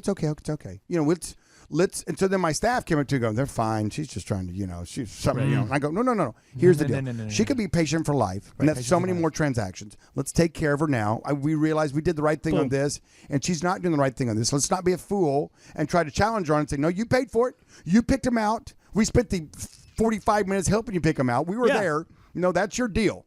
Now, if you want something else, we'll do it. No. We backed up. We said, you know what? We're going to have to eat some of this, but that's okay. We made her happy. You backed that thing up. Yeah. We said, listen. And I looked at her and I said, listen, for whatever reason you want to exchange those for another pair, that's okay. It's okay. You just settle down. It's okay. It's all right. We're here to help you. We want you to be happy. We want you to see clearly, comfortably, and be happy with your choice. Amen. Final 2 principles from the Business Pig. These are, again, Business Pig principles taught by Dr. Robert Zoellner, the 10 Business Pig principles for success that he has used to grow multiple multi-million-dollar companies. Principle number 9, 3 little pigs. What do you mean by that? It's so awesome. Well, if you show up on December 7th and 8th, which is our next in-person workshop, really, I think we have a few tickets left. Do we, Clay, or are we all sold out? We're down to the top. We're down to the final 20. Okay, we got 20 tickets left. So if you're listening to this, come on out. And one of the things we teach is whenever you're advertising, marketing, you want to have three different branches of that. We call it the 3-legged stool. You can call it some other things, but in the story, the three pigs, the person that used just one, i.e. straw, form of advertising, got his house blown away by the wolf. And the wolf denotes your competitors. Because I know this sounds mean, but your competitors don't have a lot of love for you. What? They might greet your hand and smile when you're in Costco with them, or Reese's, or Walmart. They may slap you on the back and ask you how, Good to see you there, Dr. Robertson. I love to see you. I'm so glad you're here right now. Yes, of course. Burns, can I buy your groceries for you, in fact? Burns, did you cut his brake line? Right, yeah. Right, Burns? Right? I mean, just kidding, right? I mean, they are like the wolf in the story. The second one used just sticks, I believe, something like that, or mud. I'm trying to remember now. Yep. And so boom, blown away again. And the third one had a combination. So in order to make a brick, you take straw, you take the clay, you take some other components, sulfur. I'm trying to remember 2 parts whoop ass. Smash it with your hooves. Yeah, you bang it down, And now all of a sudden, by having three different areas, I mean, you build your house. It withstood the enemy, which was your business wolf down the road. If you don't have 3 ways to market your business all going simultaneously, you will lose. Oh. And that's what we teach in our workshop. And so to me, it was a kind of I thought, well, three. Very practical. Elephant in the Room, Men's Grooming Lounge, one of my companies. We never, Chup, you see the ads. We never stop our Facebook ads, never stop our YouTube ads, never stop our retargeting ads. That's our digital presence. Yep. Then we never stop getting online reviews, ever. And we never stop putting out our signs and doing our mailers. That's the way it works. Never stop. We never do. And never that's stop. how we get in new customers week after week. Final principle we're going to teach here as we're short for time. Principle number 10. Dr. Z, let the fun begin here. Here we go. Pig advice. Well, let's fire through these, and you can kind of see how you can have some fun with each one of these. But if you're a pig, giving another pig advice, what would you say? You'd say, hey, listen, buddy. Hey. Tell you what, once you eat well, okay, keep your snout clean, okay. Never squeal on your friends. That's so big. Don't be gossiping. Don't be talking about other people in the workplace, especially, all right? Come on now. Be curious. I mean, a pig is curious by nature. And that's one of the things that I love to see when I see a young person that's curious, because that curiosity leads to inventions, leads to businesses, leads to ideas to grow, start businesses. I'm curious. Do you know the next song that I'm going to choose for Name That Tune, the final song I'm going to choose? This is for 4,000 mega points. Ooh, 4,000. Now, Chup, if you get it wrong or right, there's 4,000 mega points involved here for the right. For the wrong, you lose a total of 5,000 mega points, which means you're going to have to wear a Christmas suit at the Christmas party. So, Chup, I'm gonna play the song, and the category is going to be songs that were sang by men. Okay, that's fair. Here we go, Chup. Are you ready? I'm ready. Super easy one, by the way. Let me try again here. Oh, yeah. Got it. I got it. I feel like that was a Madonna song, Clay. Nope. First off, Madonna's not a man. I know. She is aggressively. Listen. Okay, give me one more. Listen. First off, you need to deal with your whole gender bender confusion thing. I thought you said man, and it was a Madonna song. Listen, and it's... I'm going to go back. Here we go. I got it. Can I tell you the song? Okay, Z, let me try I know where I got confused. What's that? It was Girls, Girls, Girls by Motley Crue. No. Okay, Z, here we go. Here we go. This harkens back. This one is a special one because it harkens back to Clay's college days. Ryan Tedder, one of his good friends, now does One Republic. What is it, Z? Apologize. It's too late to apologize. It's too late. And then you got to weave in the Timbaland beating of the seal. That's what made that song a hit. But he's cleaned it up and has the other version out now. So. I think that was more of a gray whale. Okay. That you made. Could there. be. Okay, nice. So if you're out there and you're saying to yourself, you know what? These 10 principles are principles that I need to apply in my own life and business. Go to thrivetimeshow.com. Click on the podcast button. There you can find each and every archived broadcast. And Z has 2 final pig jokes. This is by George Bernard Shaw. Never wrestle with pigs. You both get dirty, and the pig likes it. Wait a minute. There you go. Okay. And this next one's from the great Winston Churchill. I mean, come on. Really? I am fond of pigs.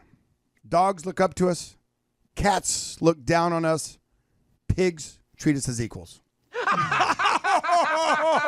And they taste great too. A sidebar, the pig is the animal that has the closest internal organs systems as a human does. That's a little sidebar there. Well, look at this guy. Little science. I think you could have just known that by just looking at it. Have you ever seen a pig's colon? I mean, yes, actually.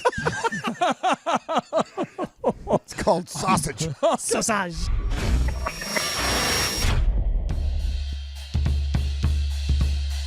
Want to attend the legendary Thrivetime Show Business Workshop for free? Subscribe on iTunes, leave an objective review, and send us confirmation at info@thrivetimeshow.com to claim your tickets. Want to live in a van down by the river? Come by and see us at our Riverwalk offices, and we'll be able to make your dreams come true.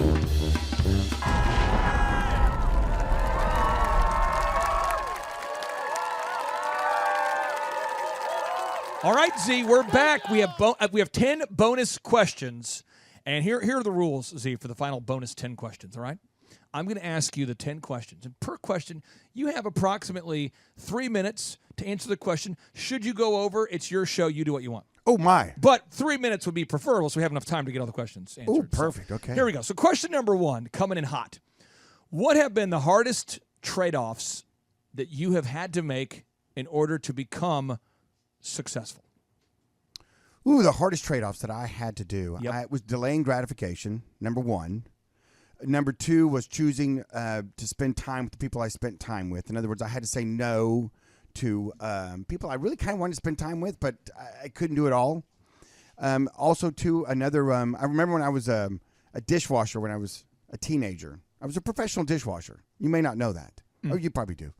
My trade-off was Shaquita O'Brien's. I never went to a high school football game because I was always working because Friday nights were the big money nights. I mean, that's, hey, date night and the couple's out and I'm bussing. I get tipped out by the waiters at the end of the night. So, you make decisions, you make choices, and you have to then live with them. And so I think one trade-off that you've made that you did not just say, and I've looked at it from the outside, so if you disagree with me, it's fine. Oh, no, go ahead. I feel like you've held yourself and your businesses to a certain high standard, which has caused you to have friction that you don't often talk about on the show. But like you've held employees and people accountable to a certain standard, right? Right. So eventually, I'm sure you've never been screwed over. You've never had a key employee leave you. I've never had someone try to download your database and give it to a competitor. Oh, steal I'm money, sure you've steal never product. involved in litigation. I'm sure you've never had people that you'd call buddies or friends or even family screw you and get mad at you as a result of you holding yourself and the company to a high standard. Has this ever happened to you, my friend? Oh, of course it has. And if you're successful, you're going to have those challenges, and you have to overcome them, and then you have to make decisions. And I think that answering your question on what did I say no to, at times there were times I would miss when my kids were real little. I would miss time being around them, but then I was purposeful, knowing that when they're 1, I don't think they're going to remember too much. I think I'm safe there, But when they're 10, it's a whole different game. Then they remember. Then they get a little fussy if you're not there. So. Hopefully you start your business before your kids come around, and then you kind of build it while they're young, and then when they get a little older, you can actually carve a little time out for them, because that's very, very important. We just did an interview with Daniel Goleman. He's probably the top psychologist on the planet. And I asked him a question at the end of the show. My last kind of hitting question. I said, if you could go back, in time a couple decades ago, what would you tell yourself? And he paused and he said, spend more time with my kids. I thought that was powerful. Powerful. Okay. These questions are hot questions. Hot sauce. Next question number 2. Oof. I give you time to think about this. Here we go. When building your businesses, did you ever partner with somebody that wanted to grow past your original goals? So you had a goal for, let's say, the auction or the optometry clinic or some business you're involved in, and somebody who worked for you, someone you partnered with, you set an original goal, I'm just making it up, to sell 500 cars every Friday. But they wanted to grow well beyond that goal. Has that ever happened to you? Ironically, it hasn't. I'm sitting here thinking about all the businesses I've started. It hasn't. I'm a pretty aggressive guy by nature, and I set pretty high goals. So my goals were always a tad bit higher than and when I say partners, I mean, even like a good general manager, I kind of feel and treat as a partner. I mean, I think that's, when I introduce some of my general managers, I sometimes even introduce them as my partner, because you are a partner in the growing of the business. And that term doesn't have to mean that they have stock or that they're, financially, they are financially invested, because if the business doesn't do well, guess what? Chicken butt. They lose their job. I mean, it is all profit sharing, because if there's no profit, you can't share anything. Okay. More questions about humans, working with humans. Okay, all right. How do you handle insubordination? Do you move past it or deal with it right then? Now, quick caveat. Okay. I'm giving you these questions because people ask these questions. I know how you handle this. I do know. So this is not me asking. I'm just saying. Correct. Yes, I know now, but when there's somebody who is just out of their mind, but you can't fire them, how do you handle it? When there's somebody out of their mind and you can fire them, how do you handle it? I mean, just when someone's insubordinate talk to us. How do you handle these scenarios? Can I tell you a story? Yeah. And in this story, you'll see how I handle it. Oh, nice. Okay. So I have, at the time, I believe I had 5, maybe 6 doctors working for me. Yes. And, we're open 7 days a week, so there's, it's a big schedule, and people are working hard. Yeah, right. And we're extremely busy. And, Yes. all that fun stuff. And so Fun times. I had one of my female doctors, her name will remain nameless, came up to me and said my husband got transferred, and I'm unfortunately going to have to leave. And I don't want to, but I have to keep my marriage together, that kind of thing. Yeah. I said, well, I absolutely respect Family that. first. She said, our deal was for me to give you 30-day notice. I'm giving you my 30-day notice. That's very fair. And I said, we did an appropriate hug. HR would have been happy. Nice side hug. High-fived her. High five, yeah. Then a high five. High five's kind of my move anymore. It's quick. It's quicker. It's quick. It's quicker. Or a fist bump anymore. Fist bump's really good. Fist bump's good, but girls really don't. Elbow bump from across the room. That's the new move. That's another thing too. And so I was like, okay, well, I got to get to work. So I sit at my desk. I'm starting to get online. I'm starting to get a letter started up, to send out. Looking for good people. Looking for good person, good doctor. And a little while later, here, knock on the door. There you go. Open the door. It's another one of my doctors. Just coincidentally happened to be on the female. Real quick, doctor. I want to clarify. Did the door did it sound like this, Yeah, or more of like more like the second one? Yeah, the second one. Okay, continue. So she comes in and I say, well, hello, how are you? What's she going says, I'm doing great. I said, well, I'm doing fantastic. That's fabulous. So we do all our pleasantries and she says, well, here's the deal. Can I shut the door?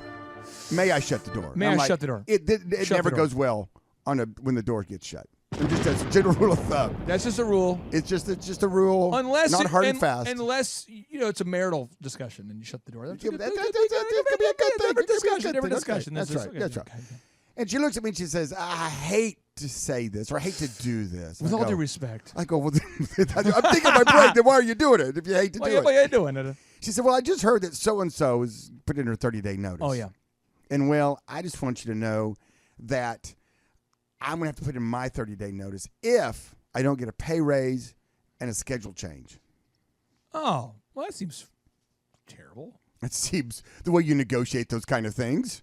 First off, you negotiated your facial. I'm sure you negotiated your facial expression. Oh, I was just. You're the best poker player ever. And I'm listening with deep concern. And I'm nodding and I'm listening. And then she said, and I know it'd be really, really. It's going to be hard to replace one and two. That's going to be really tough on you. And I hate to put you in that position, but that's where I am. And I stopped. It took me about not even half a second. I smiled and I said, you know what? You've been such a great employee. I think you deserve a raise. And that schedule, we should have given you that cheesy, sweet schedule long time ago. You get both of those things. In fact, let's make them start today. And she smiled real big, and she said, really? Absolutely. Would never want to lose you. And what am I really thinking in the back of my mind? You're fired. I've got to go hire two now. Now, okay. Whoa. So, I want to break this down. Okay. Because there's somebody out there that right away is struggling with this. And I want the people out there to know this. John Kelly, Marshall. Marshall knew me when I was the other way. Yeah. So the other way was immediately. And I don't know if you ever saw me do it, but immediately I would just fire you at the first sign of insubordination. And then I would always, as a penalty, have to DJ. Marshall, every weekend I DJ. Oh, yeah. I'm serious. If someone was insubordinate to me, they would say, you know what, I don't appreciate. Because what happened, you'd come back from the show, and your CDs have to be organized in order. The CDs have to be alphabetized. I'd open up the case, and I would, if you hear that this person I saw that their CD case was disorganized, and I would say, we need to go ahead and organize them very nicely. And they'd go, whatever, dude. And if they said that to me, I said, excuse me, what did you just say? They go, whatever, dude. I go, whatever, dude, your ass is fired. And I was like, yes. Yes. Woo! Yeah.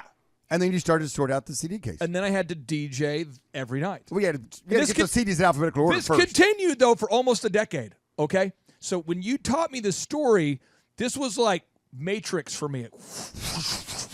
So immediately I did the move. This is what I shouldn't have done, but everyone does this. I did. Whenever you struggle to understand a principle, understand how chess is played, this is the question I asked you.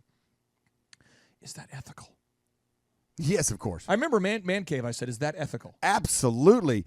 I tell you what, employees will quit you on their time. Oh. And we feel like it's bad for us to fire them on our time. And that's just not the way that it is. It's your business. You deal with it the way you want to deal with it. So what I did is I went out and hired 2 new doctors. I got them in place. And about a month later, I called her up to my room. Hey, could you send so-and-so, Dr. So-and-so, up to my office Oh, nice. right now? She comes bebopping in, and she's in a fantastic mood. No, absolutely. She's coming in there bebopping. I mean, she's coming. She's like, this has been the best month of my life. She's bopping the beep. I've got the pay raise I've always wanted. I got the schedule that allows me to do the this or that, the this Things and that. are great. I mean, I have audio of what she heard in her mind when you called her up to the office. Because last time she came up there, she got a raise, got the schedule she wanted. Oh. Things were great. Yeah. So this is what she was hearing in her mind. Yes! Wow. Here it comes! He might be giving me another raise. Unbelievable! Oh, yes! The great benevolent dictator calls me out. This is how Rodman probably felt every time that Kim Jong-un sent him a text. Back to you.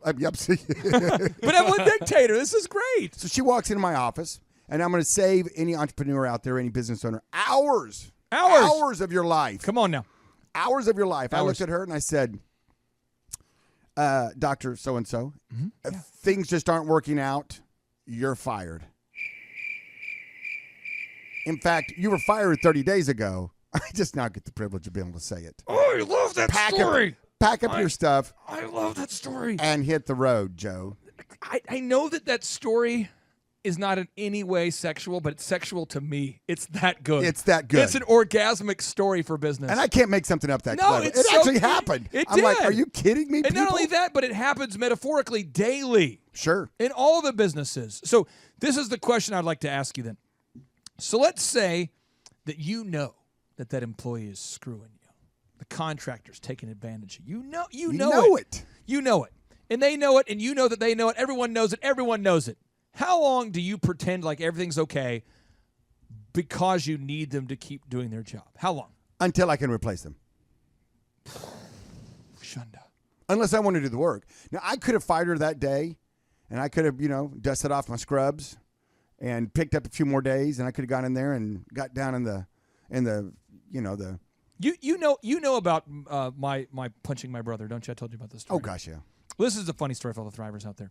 My dad contracted, he got, ALS, came down with ALS, was diagnosed with the disease. And we talked. It was really funny. But my dad goes, son, I'm going to be dead soon, so I've got a couple questions, a couple asks. I said, what's up? I'm trying to keep it light. He can still talk fine. He goes, I want to record a video so I can share with you some things I want to share with you on video for you and your brother. And I know you guys don't get along at all because you never have. And I know you don't like each other. And I know, but just until I'm dead, could you please, if he talks to you and antagonizes you, because I've seen it happen, would you please just go with it, go with the flow? And I'm going, okay. That seems like a reasonable request. Yeah, so we go to my dad's house, and right away I parked my Hummer over here, parked my Hummer over there. And my brother says to me, could you move the Hummer? And I think, yeah, I could move the Hummer. So I moved the Hummer. And then the whole day is like, hey, is your vehicle, by the way, how much gas mileage does it get? I'm like, it's like 8. He goes, oh, okay, pretty environmentally responsible of you, right? And I go, okay. And then he's like, hey, did you vote for Trump? And I said, yeah. And he's like, okay, so you, as a Judeo-Christian, you like a guy who's, had multiple affairs his whole life, who really just is morally reprehensible. That's your guy, right? And I'm like, okay. And then it's like the entire day is like this. And I was so, just trying to get you to take the bait. And I'm not kidding. I made a mental commitment to my wife. I'm like, I am not going to knock him out until his body is in the ground. So that was like my thing. And I put up with it for so long. And after the funeral, I knocked him out. Bam. And I do a backstory. At my dad's funeral, he's talking about, hey, he's not happy about the way he was raised and not happy. And I'm telling you, it was so hard for me. And then the family, it's hilarious, but the family that gets me, there's a few of them. One guy, he was a pastor of a mega church. He texted me and he says, this is the text message. I'll never forget it. He goes, what your brother said at the funeral was effed up. And he types it out and hits send. And there's that like correction tool. Oh, yeah. And he's like, good job. But the rest of the family's like, why would you hit him? Why would you do that? Why would you do that? And I just hit block, block, block, block, block. And I've been the happiest guy since that moment. But I was delaying gratification for the longest time. And I think I'm serious. And I do that all the time. I remember Elephant in the Room. We had a person who worked for us. This is at the very beginning, who I knew was duly employed for us and a company he was starting. Like he literally was starting his own company while working for us. Sure. But he was in my brother-in-law's wedding, and I didn't have the heart to tell my brother-in-law at that moment because he's getting married like that day. You know, that like, sure. Hey, by the way, in the last week, I've discovered that your best man is screwing us. Yes. And I just told him after the wedding, and I don't regret doing that. I think there's a lot of timing things. Z. There's timing. I think there's time. I think initially I used to feel like I got to tell somebody right away. I feel bad. Well, it's like that song, you know, living on Tulsa time. You should be living on your time. Living on your time. Timing is a huge thing, though, isn't it? Living on your time. Isn't timing huge? Oh, it is. And as a business owner, as an entrepreneur, you have to do it what's best for you. Always put it through that filter of what's best for the business. What's best for the business. And sometimes it's you eating what you want to say, and then smiling and being nice and going with the flow and knowing it's a little season. It's just a little moment. It's just a little hot minute you're getting through, but you'll get through it. And then once you get things in place, then you can drop the axe. Let's say that something really irritates you, really makes you mad. How long do you now allow something to make you mad before you get over it? How long does it take you to get over something that's really just making you mad? I mean, you're talking about an employee doing something, or you're talking about just anything? Well, it's just at work. It's like okay, as an example, John Kelly, you can relate to this. John Kelly wanted an identification badge to get into the Riverwalk office. Okay, he asked somebody, "Can I get an ID badge?" The person said, "Yes, I'll get it to you tomorrow." And this went on. John, you can yell it out. How many weeks was it? 2 weeks? 4 weeks? 3 weeks? Was it 4.5 weeks? 4.5 weeks. And every day it's like, "Hey, could you get me an ID badge?" "Yeah, I'll do it tomorrow." For 4.5 weeks, and then finally, I look over there and I watch John having this discussion, and then John just went off, and I let it happen. Z, I was like, "This is awesome. This is so good. This is a cage fight that has needed to happen for a long time." Yes. But for John, it was 4.5 weeks of needing an ID card every morning. How long? But then I think he got over it really quick. I think he was mad there, and then it was good. But again, John does a very good job of recovering real quickly. How long does it take you? Yeah, the older I get, the less mad I get, and the less I stay mad. I mean, I try to do it immediately, because I always focus on the positive, focus on the good. And so when something bad happens, and bad's going to happen, you're already kind of pre-set up for it. You already know. I mean, the idea that someone's going through the day thinking, "Oh my gosh, I didn't realize something bad might happen today.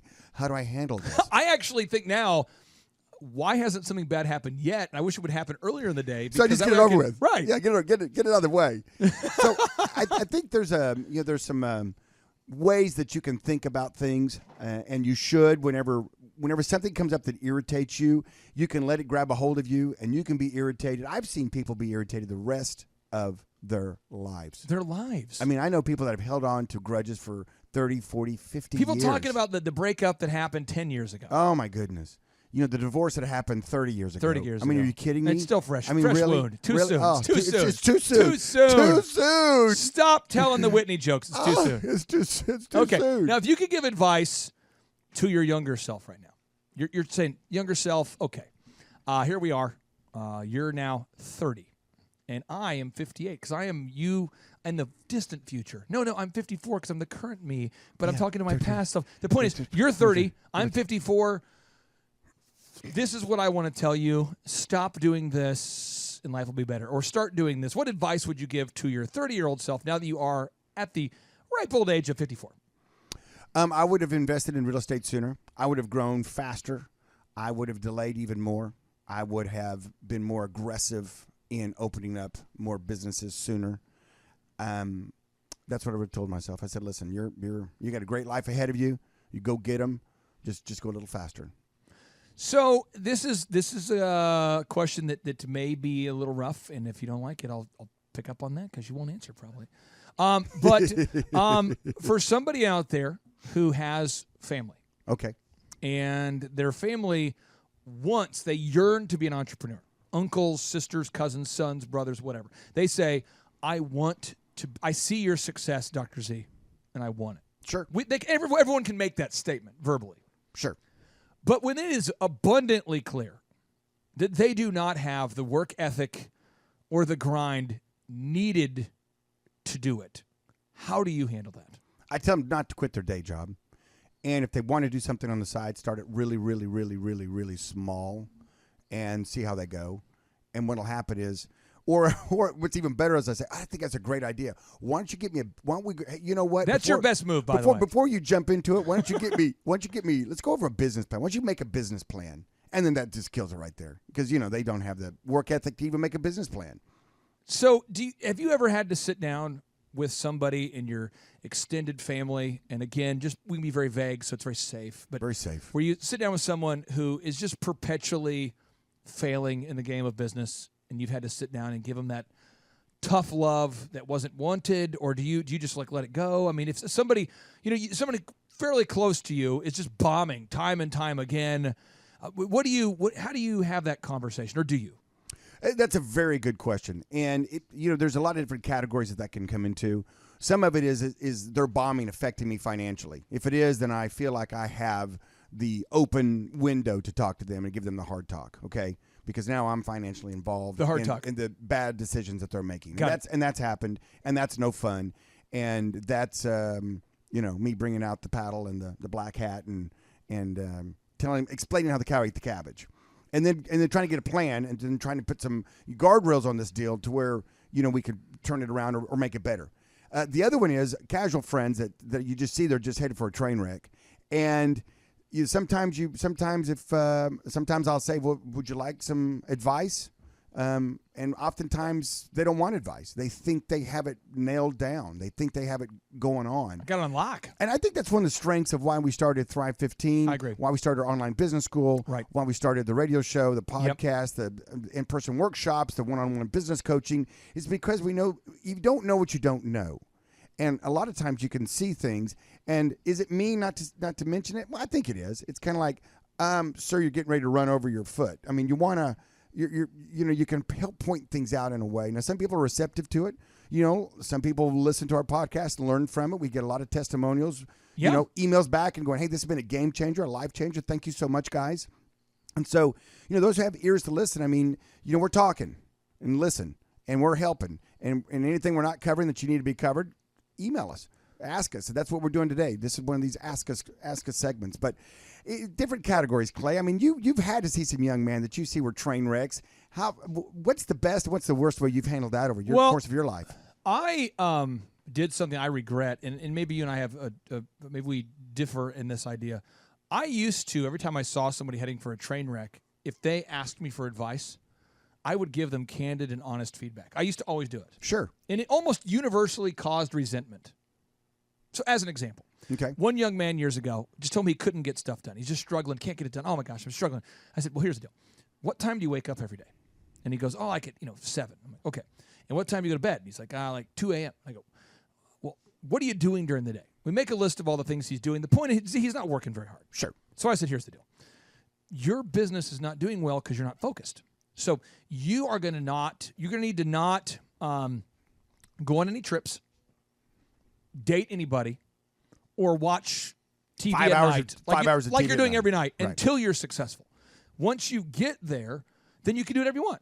But until that time, it's not going to work for you, okay? And it was a car rental kind of business, okay? Sure. And the guy was like, are you trying to tell me that I can't date somebody, that I can't enjoy my weekend? That's why I started a company. I'm like, I know, but you're not there yet. So you wanting to enjoy and bask in the ocean view is a lot like me going halfway between Oklahoma and Florida, parking my car in Arkansas and going, let's stop and enjoy the view. It doesn't make any sense, man. You're not there yet. You can't live like that.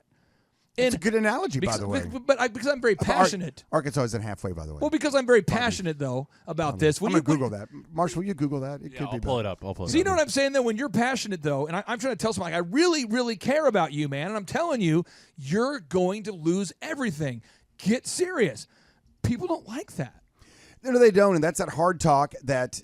But they're asking me for the feedback. They are. And I tell them, and they're like, yeah, but... What do you do when you see somebody that doesn't ask you, but you see them headed for a train wreck? I will say, do you want any feedback? And if they say no, then I just have to move on. Sadly, I would say 9 out of 10 people don't want feedback.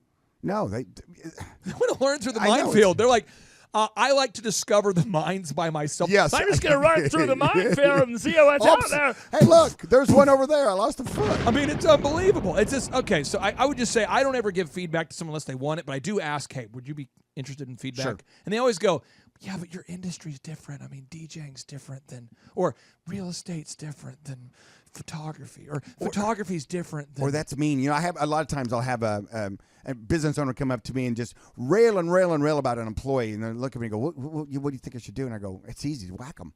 And it's just almost like they're like, oh my God, that's the meanest thing you could ever do. We took a guy out to your man cave at your house one time. Yeah.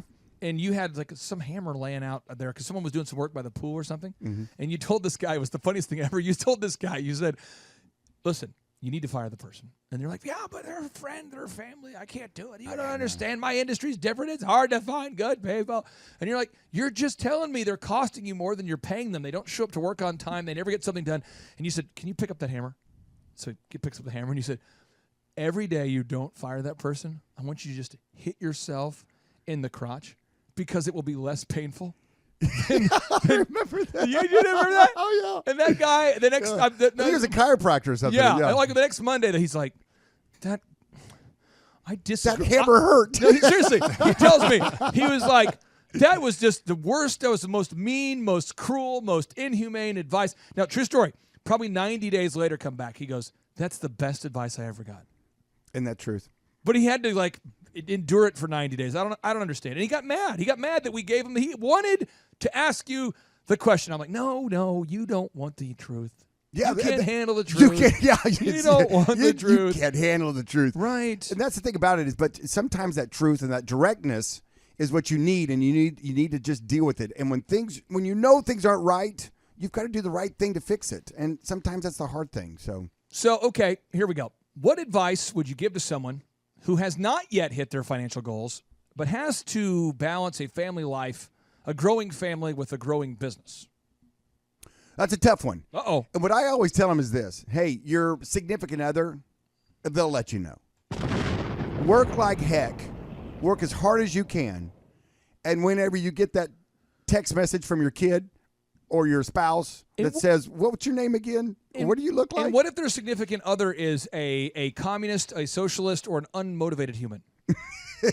Seriously, what if, I'm asking this because my wife, as an example, is ambitious to a point. Oh, she gets it. She does. She gets it. But my wife, she. But there was still a day and multiple days where she says, honey. Today was one. Today we had the. She had said today. So she said. She says, baby, you have to stay up until 9 p.m. every night. There you go. And I go, what? She goes, you can't go to bed at 8:30 anymore. You stay up till 9. I'm like, why are you so hateful? Because she knows I love the flow. After the kids are going to cheerleading. Oh yeah. I'm going, I can go to sleep right now. And I'll go to bed like at 7. Oh. I love it. Like at 7:30, and then I wake up like at midnight or 1. So today she lays it out. She says, listen, here's the deal, buddy. You have to stay up till 9 o'clock. And I'm going, and she says, you also are forbidden from waking up before 3, which causes you to go to bed before 9. Yes, exactly. I'm like, busted. Oh, double caveat. Double caveat. That happened just today. Well, that's what I'm saying. So make sure your spouse has permission. Say, listen, I'm doing this for us. I'm doing this for the family. I'm not always going to work this hard, but it's startup. It's like putting that rocket ship up into orbit. At first it takes a lot of energy, a lot of fuel. So much fuel that half the rocket is just the fuel to get it up out of the atmosphere. But then when it gets up there in the orbit, it's just a little thruster. What if your wife is a communist, a socialist, or has not very much motivation? You hit a bad picker. I don't know what to say. Hopefully there's a lot of benefits. Yeah, exactly. Hopefully things are going well in other areas. Well, I don't know. Maybe if they really feel that way and they just don't understand why you're working and why you're just not home and collecting your free food stamps and chickens and things that they do in the communist countries. That's a tough one, because when you go into business, you have to understand that your spouse is a partner. Yep. Now, you also, when you sit down and you say, listen, here's what I see. Are you on board? Are you on board? Are you on board? Matter of fact, try to make them signs. Spock, are you on board, Spock? If you think you're just saying what you want, get out a contract and make them. Hey, here's what's going to happen. Here, are you on board? And then have that. And then the next time they fuss at you for working, however what you're working, you pull out your contract. So that was our deal. I want to give this encouragement for anybody out there who's single. Napoleon Hill did a research of what causes people to fail, the 30 causes of failure. Yes. And one of them was being married to a low ambition person. Now, if you are married to a low ambition person, I've only seen it work in 2 scenarios. I have 2 scenarios. I'll be very vague so no one can guess who they are. Okay. One person worked for me years ago, comes to me and says, I want to be successful. I go, okay. I've lived at the 89th Lynn Lane, 8900 Lynn Lane office, nice house. They assumed I was doing well. I was doing well. They said, I want to know, how can I become successful? This is a person who's really struggling in life. And I said, you need to read Rich Dad, Poor Dad by Robert Kiyosaki and Think and Grow Rich. Basically, buy assets, not liabilities. Buy assets. Whenever you can, buy an asset, real estate, whatever, with your savings, and then read Think and Grow Rich. Implement. Well, this guy reads it. He grew up poor. He reads the book, and this is like a renewed mind. Nice. This guy's coming to work like perpetually an oversleeper, getting to work. He goes, what time do you get to work? I get to work like at 6. This guy's getting there at 5. He's over-delivering. He finds out I liked coffee with just a little hot chocolate in there. He brings that every day. He's reading books. I mean, this guy's on fire. Spouse calls me. True story. Boop, boop, boop, boop, boop. I just want you to know I don't appreciate you changing my husband. And it's more of like a rednecky kind of voice. It's more, I don't appreciate you telling my husband what to do. You ain't going to change us. Now, this person was so resentful. 4 years later, 3 years later, it had been a while. At one of the Christmas parties, they came up to me, this person, tears in her eyes. I'm so sorry. I just want you to know, I love our life. But they had to, it seems like the resentment always has to happen first. Always. Every time. Every time. Every time. It's like I hate the analogy, but it's the best I have. It's like you're mentally raping people when you're forcing them to have success that they don't want. Crazy, isn't it? I mean, the people don't want it. I know, it's crazy.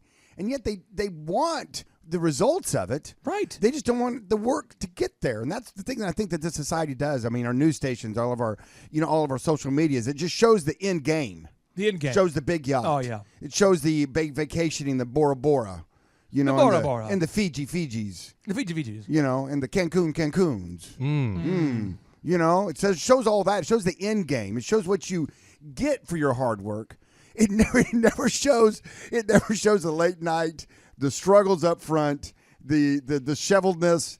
I don't think I showered for 2 days because I've been working so hard. Yeah. It never shows that part of it. Nobody puts on their Instagram, hair unkept and pulled another all-nighter to get the business going. I saw a cool video this week that a friend of mine showed me, and it was Kanye West in the studio recording an album that is now a Grammy Award-winning album, and it shows him in the studio, Z, for 3 hours. He's playing the beat, and he's going bubba da bubba da ba bubba da bubba da ba bubba da bubba da ba bubba da bubba da ba bubba da bubba da ba bubba da. There's no words. Okay, fair enough. For 3 hours. Mm-hmm. And by the way, I've worked with other musicians who do this too, and it's because the rhyme scheme, the rhyming pattern matters not more than the words, but as much as the words. Okay. Then once he nailed down his scheme, he works on the words. But these people had never worked with a Grammy Award-winning artist. I mean, this guy's won 21 Grammys. And they're going mentally like, imagine what it's like to be in a room with someone for 3 consecutive hours. They're like, do you mind if we film? No. But for 3 hours, and he finally found one that worked, and he's like, yeah, that's it. Okay. And they're like, what just happened? You recorded gibberish. Like, that's hot. Walks out. I don't think people realize that he's spending 3 hours figuring out the rhyming pattern and the syncopation of the words before he even comes up with words. Then he'll spend a week coming up with the words. That's work. That's dedication. But that's why he 21 Grammys. 21 Grammys. I don't think people realize. See, what was the worst moment for you as you were building your businesses? When you were working 7 days a week, what was the absolute low point of just overwhelmingness, stress, or maybe the high point of your resiliency, where you were just like, my high watermark was my 2-year-old son had fallen and broken his femur. That's the big bone in your leg. So he was in traction in the hospital. They couldn't do surgery on one that young. My wife was pregnant with our youngest, and she had a kidney stone. She was in the hospital. Oof. I'd had a former employee just sue me for wrongful termination. That was fun. My first lawsuit. Oh, nice. Bada boom, bada bing. Did you get a poster for that? Yeah. Whenever star by my name. Have you seen in the bathroom that I do this sometimes? What? Whenever I win these little wrongful termination things, I frame them and put them in random places. So the bathroom, next time you go, you can see one. Oh, fine, fantastic. It's fun. It's Yeah, good. That's fine. So Commemorative. Good. Commemorative. That's I'll the sign word one use. for you. Yeah. All right. Yeah. So now, on top of that, it's the busiest I've ever been, and I'm working 6 days a week at this point. Yep. Not the fun 7 days. Yeah. And so I would go straight from work to the hospital, spend the night with my son, get up, go home, shower, come to work all day, see tons of patients, and just repeat. And then my daughter was 3 or 4, and she was irate. So now I had to get her watched, and now she was irate because, one, where's her family? Right. 2 of them are in the hospital, and I'm working. And so now she's upset that she has no attention, and she is fussy.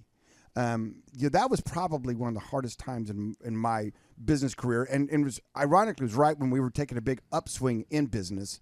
So I was super busy, super slammed, and I would have to just be understand that being away from my son in the hospital during the day was tough on me because I wanted to be there with him and comfort him because he was laying there in traction for 30 days.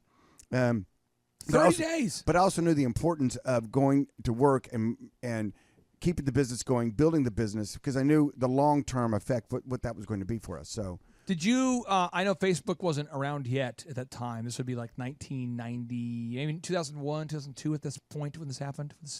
What year was? Let's see. Blake is 26. He was 2, so 24 years ago. So 24. Okay, 24. That would be 1992. Okay, so around that time, I mean, did you go on Facebook and lament? No. Did you email everyone you know complaining? No. Did you go to every bar every single night and drink till you couldn't move? There wasn't one patient that came in that time frame that knew anything in my personal life. And my employees, some of them knew just because of some of them I had to help move around kids. Because you pulled out all your eyebrows as a nervous habit. You're stressed. Okay. Now when people getting a hold of you, your family, people that you want to reach you, how do you decide who to answer the phone for? When a phone call comes in or a text message comes in, how do you decide who to respond to? I have a hierarchy in my mind, and there's some people that even if whatever I'm doing, if I see that they're calling, because sometimes I put my phone on silent, obviously, and it doesn't buzz or anything. When it's on silent, it's silent. But even then, sometimes you'll notice your phone light up, and you'll out of curiosity kind of glance over and see that's one of my children. One of my children gets an immediate answer if I see it. I mean, unless I'm in a meeting and my phone's, I purposely have kept it in my bag or it's been turned off. But, I have a hierarchy of people, and my managers, my children, and there's a few close friends, a few close business acquaintances that I'll always answer the phone. But by default, you don't respond. Oh, correct. Is that weird? That's awesome. It is weird, and it's also, I think, one of the most rare things that allows you to be successful. Yeah, you could choose to be. I remember as a kid, you'd be sitting around there watching National Geographic or Disney at Sunday nights, the Disney movies with the Tinkerbell, the original movies. Hi, everybody, yeah. Hey. Welcome to the Mickey Mouse Club. And something magical would happen. You would hear the phone ring. And they were connected to the wall, Marshall. You're too young to know this. You're way too young to know this. And as young kids, we would look into the kitchen where the phone was, and we would, me and maybe 2 or 3 of my brothers would get in that like sprinter's pose of getting up and going, Yeah. And we would literally race into Matrix. the kitchen. Time would stop because that phone, it was calling us. Yes. It was screaming. And oh my goodness. It could be long distance. It could be long distance. If it was long distance, we went to DEFCON 4. I mean, it was like a minor emergency. Everybody be quiet. She's calling long distance. Long distance. Everybody shh. She's in South Dakota. Whoever got that phone first, you answered it. We had a script. You had to follow the script now when you answer the phone. Okay, here we go. Zoellner residents, whom asked is calling. Oh, wow. So that was scripted out for us. How formal. Oh, very formal. Nice. I remember that. And then, you know, if it was long distance, be like, Mom, it's long distance. It's Aunt Connie. Or whoever it was. Right. And I mean, the whole house just shook, you know, because the phone rang.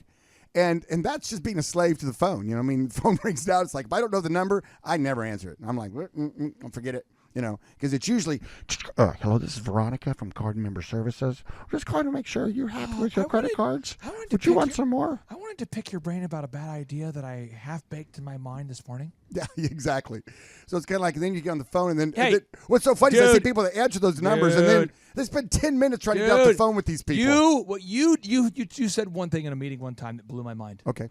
You said, you waited till everybody left, but you pulled somebody aside, and I heard you do it, and I was like, oh, that's good. You go, I do not appreciate meaningless non-updates. So please don't call me to update me about non-updates. I don't want updates that are meaningless. I don't want not. And you said it in a way, and I'm like, oh, I'm just going to let him have his way. Because you were having this conversation. There was somebody who just kept telling you mindless data that didn't matter. Didn't matter at all. Like stats I didn't ask for it. I didn't care about it. But I mean, it was a knowledge bomb. 'Cause I think some people feel like they need to just communicate, like, hey, just so you know. Yeah, just so right? you know. Isn't that a thing though? People feel like isn't that like that's a thing that people that usually don't rise to a huge level of success spend their whole day just sort of, I just want to send out this newsletter to this organization, this community of men that I get together. There's a lot of people that they get together in these community groups, these networking things, these breakfast groups, these luncheon groups, these community groups, and really we're not connecting with anybody at all. We're just pledging the flag, we're reciting the pledge, we're having cheese cubes, we're talking about something that we can't control, and then we send out newsletters, and we update the newsletters, and we update our site. And you see a lot of unsuccessful people sending out a newsletter, update the site, do the flag, do the pledge, serve the cheese. Next month we're having this other person come in. Nothing gets done. Well, you're right. And then going back to the employee sending me updates that were not updates and that I didn't ask for and that I didn't really care about. I think some people do that because they think, you know what, I want to make sure that the boss or the bosses know that I'm working. So if I just flood them with stuff, they know I'm working. And you know when they didn't do real work, too. You know when somebody says they're talking in a circle. Yeah. Basically, I was doing some updates. I was doing some research. Yes. How pissed does it make you when someone says, I'm just doing my research right now. I'm really circling back. I'm trying to really get down to a different understanding. I'm trying to burn it down. You hear these general phrases. I'm trying to burn it down to the ground to build it back up, trying to kind of circle back to it. I'm just trying to dive in. I should have something to show you next week. I love that. And then what the thing that kind of gets me even more fired up is when you're talking to someone and you've given them an assignment. In other words, you said, hey, get this done. Get this done, baby. And then next week you're in the meeting and you look at them and you say, did you get that done? And that is a yes or no question. And they go, what do you mean by that? What do you mean by that? Shh, calm down. That's not a 10-minute oration on why you didn't get it done. And I didn't ask why you didn't get it done. There's 3 excuses. I'll role play with you. Here are the 3. First one is miscommunication. Yeah. There was a miscommunication. I didn't know if did you want me to do that or Marshall? Because when you said Clay do it, I thought you said Marshall. When you said Clay Clark, I thought that meant Marshall and I. So I was, Marshall, is it done? I mean, you've seen that move, right? Oh, yeah. That's a move. Okay. How do you handle it? How do I handle that? Yeah, how do you handle it? If it's our first time it happening, I'll say, well, let's clarify right now. Okay. Let's maybe even put it in writing. Maybe even send them an email. Send me an email to what you send me an email right now or a text message right now as to what you're supposed to get done by next week. You right now. And then they go, okay, perfect. It's from you to me. Here's what you're supposed to do. I'll see you next week. Okay. Next. Okay. Emotional. I was gonna do it, but I have a baby. And my baby was up all night, and I just got so overwhelmed, and I don't know how to. I'm new to town, and I couldn't find the locations in my Google map, and I'm just new to town. What do you do? Eat the baby. Get Google Maps better. What do you do? Because somebody will bring up like their baby and their inability to use Google Maps as a reason for not, like they combine them. Or they'll go, I have a thyroid problem. I saw a specialist. It's very concerning. It's very concerning. I mean, you know that you don't understand. there what I are went people through that this can last force week. cry. You know force criers. Oh, heck yeah. Come on. Yeah, oh, no doubt about it. I can in a pinch. Here's the thing about that is that they are defining what kind of employee they are. Right. Now, you're the idiot that doesn't listen to that. You're the idiot that keeps thinking that they're going to show up on time and they're always late and being upset with them. You should be upset with yourself because they are defining the kind of employee they are. So if you want to continue to give that kind of person high-level jobs to get done on a weekly basis, then who's the fool, right? So every now and then, everybody gets a mulligan in life. I mean, you've hired them, you put some time into them. We've all made mistakes, but there are kept moves. them around. These are the moves, but you've kept them around for a reason at this point. So, and maybe that was a straw that broke the camel's back. Maybe that's the 17th time they've done that. So then, whack them, move on. Move 3 is I forgot. You go, I just, oof. Here again, they are defining. I forgot. They are defining what kind of employee they are. And that is a move that happens on occasion, and that's why you have to be purposeful and then teaching them on how to make to-do list, put this on the top of your to-do list. Let's pull it out right now. Let's make a to-do list. Let's get a big chief tablet and number 2 pencil, and let's just make your list. You've obviously achieved many of your financial and time freedom goals. What's your big goals now that you care to speak of publicly? Because that is a rule of all super successful people. Almost all super successful people that I know will never share with you their true big goal. They might share little glimpses of their goal, but I could spend a whole podcast about why you should never share your big goals to everyone. You only just shared your closest, your inner circle. But what are you've achieved a lot of goals so far, financially and time freedom goals. What are a few goals now that you could share on a podcast that hundreds of thousands of people listen to? I'm really excited about this next chapter of my life. I am going to be in business with my children for the first. I'm in business with my daughter. She's now a doctor in my optometry clinic. By the way, sounds really good on the commercials. She does. And she's always been a rock star on those. Funniest person. I'm not kidding. The funniest. You might not appreciate how funny she is, but I'm telling you, she is the funniest conversationalist I have ever been around. At your birthday party a couple years back. Yeah. She's a rock star. She just knows how to. She's got your magic there. She's so good conversationally. She's got that emotional intelligence. It's that off goes the charts. so well. Off the charts. I'm so proud of her. So that's been kind of a fun new chapter. My son, my middle child, my son, he is getting ready to graduate optometry school. And he just gave me my second grandbaby, Matthew. Shout out to Matthew. Wow. Woke Sebastian and Matthew. Is it kind of like a factory deal? Like you have a certain production quota, like every 9 months you want another one? Or what's your agreement Yeah, I've there? kind of laid down the law for my kids. I'm like, come on. It's important to define the My daughter's getting ready to have her performance first one in indicators. January, a little granddaughter. So I got Really? I got that coming. That's kind of a big deal. And then my third child, Bo, my youngest, he and I are getting ready to start some new businesses, and I'm excited about those. And so I think for me, it's always that entrepreneurial spirit. I think I still have a good 10, 15, 20 years running me to start some businesses and grow businesses. What I enjoy doing, it's what apparently it's what one of the few things in life I can do well. So I'm going to do it, and now I'm going to do it with my children, and that has a new excitement to it. I've never done that, and so it helped them now. True. To help them now, get their time freedom and financial freedoms, and to move forward in their life is going to be very rewarding, I feel. Now, the books. Final 2 questions here. Books. We've talked about it on previous shows, but if you had to recommend 2 books or more, but let's just say at least 2 books to the listeners out there.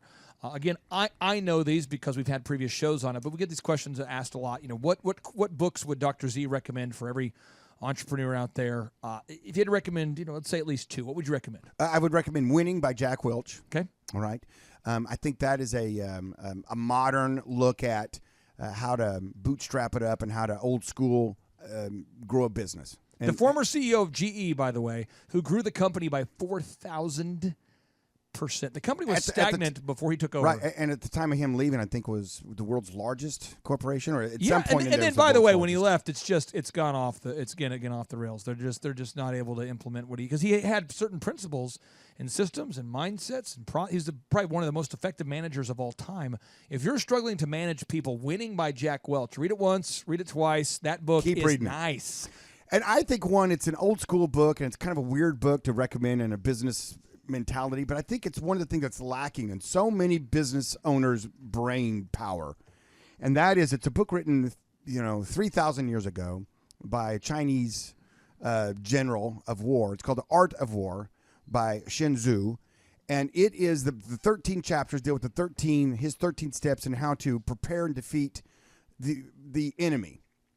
And I don't know why, but it seems like that so many people I talk to, when I talk about business being war, they just kind of pucker up, and this new kind of offensive world we live in is like, oh, that's offensive. That's just mean. This isn't war. This is, I just want to sell cookies. I mean, I just want to, I want to teach people. I want to teach dogs how to have better manners. I mean, I want to sell pizzas. And I'm like, you don't understand. It is if you don't understand that you're headed into battle, then you've lost.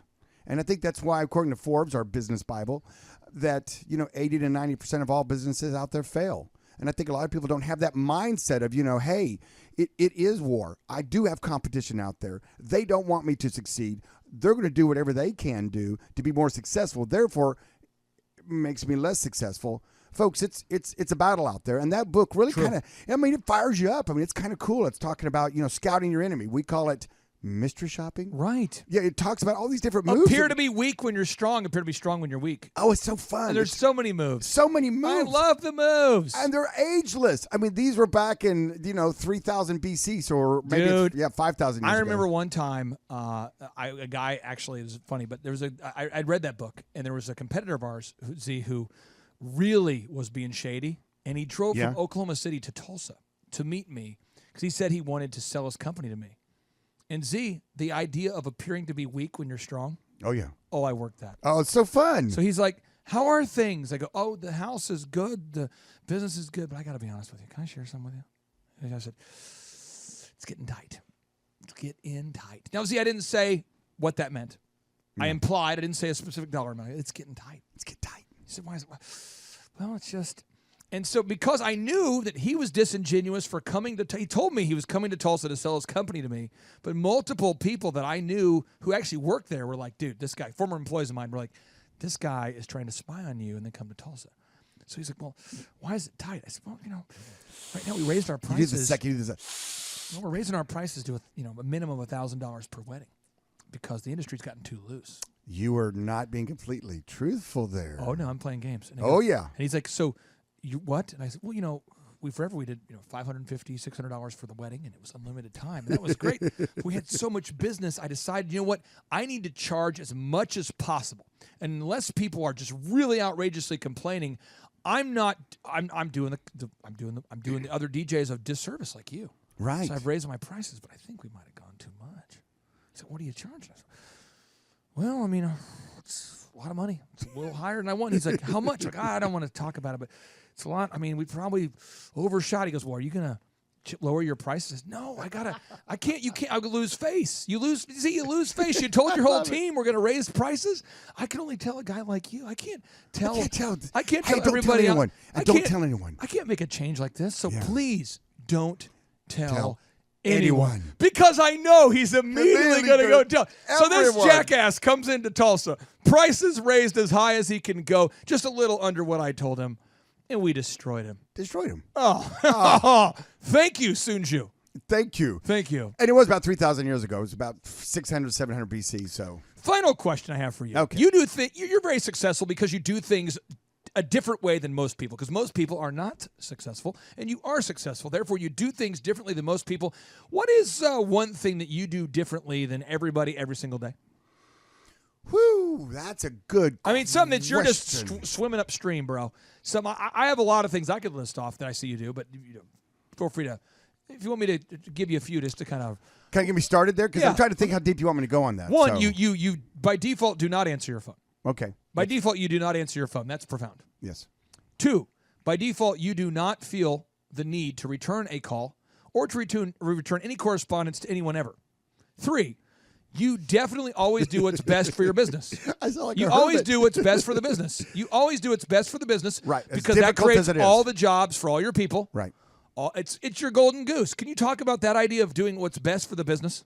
Well, as I said before, I have that filter that says, "Is this what's best for the business?" And that's a hard decision to make sometimes, because you may be looking at someone that is a friend, a lifelong friend, could be a family member, could be someone who's worked for you for years, and you know what's best for the business is for them to move on, for them to be labeled customer status and not employee status. I've just upgraded you to customer. Thank you very much. Status. And that's a difficult thing to do. Firing people is probably one of the most difficult things to do as a business owner. Yep. Also, whenever so that's the hardest thing. So let's focus on that, because everything else is typically usually easier than that. Right. Another thing out there that I see with business owners is pride, and pride's a horrible thing. Something I try to beat out of myself every day. Comes before the fall. It does, and pride in this sense. And I went through a little season of it myself, just to be very transparent here. And that is this pride of I could do this all on my own. I'm smart and I figured this out. This is my baby, my business. I started this thing up 3 years ago, and by gosh, I'm going to do this all by myself. I don't need to read any of those silly business books. I don't need to read any of those. I don't need to go to the in-person workshop. Are you kidding me? They probably just want to upsell me and try to take all my money. Because I'm the man. Because I'm the man. I'm the man. My name is a Z, and it's on every business. Listen, the richest man in the world. Well, Bill Gates goes back and forth with Bezos. We'll check the stock here in a second, let you know. So either first or second richest man in the world. When asked the advice he would give to a startup business owner, he said, "You need to have a coach." Business coach. Yes. A business coach. A coach can make a lot Eric of Schmidt, difference. former CEO of Google, said you got to have a business coach. The CEO of Google, you'd think the guy's pretty successful, obviously, but these guys have guys behind them. It's funny. I was telling someone the other day, we were talking about basketball, and we did a series on Phil Jackson, 11 rings. So good. I love that. And I looked at them and I said, Michael Jordan. Said, yeah. Kobe Bryant, two of the best. I said, you realize neither one of them won a championship without Phil Jackson as their coach. And they went, what? Those guys could play like a combined 35, I think, years between the two of them, and they didn't win a single NBA championship when Phil Jackson wasn't coaching them. And you might say, Kobe and Michael could have said, Phil Jackson, you're not that good a basketball player. I mean, you're okay, but you're not like us superstars. And Kobe actually did one time. He got Phil Jackson fired, and then he had to apologize and get him back. Eat a little crow. It's like, I can't win without him. I can't win. Exactly. A coach can make all the difference between winning and losing. I'll tell you what, if you're out there and you are struggling to have success, listen to this podcast until your brain explodes. Z, I appreciate you sharing some candid feedback for the listeners out there. And as always, want to end every show with a boom. 3, 2, 1, boom. Bobby Williamson, welcome onto the Thrivetime Show. How are you, sir? Man, I'm doing great. Thank you for inviting me. I appreciate the time. I've been doing this 32 years. On January 13th of this coming year, 32 years. God's been good to us. I do a lot of TV advertising. I do a lot of radio. I do newspaper. And this is probably the best money I spend for the leads that are generated from your what y'all do for our company. We get several, over 120 leads last month just generated off of what the website y'all developed for us produced, and the results are on paper. We're providing the services in the area, and we're the only way I can do anymore is hire more people.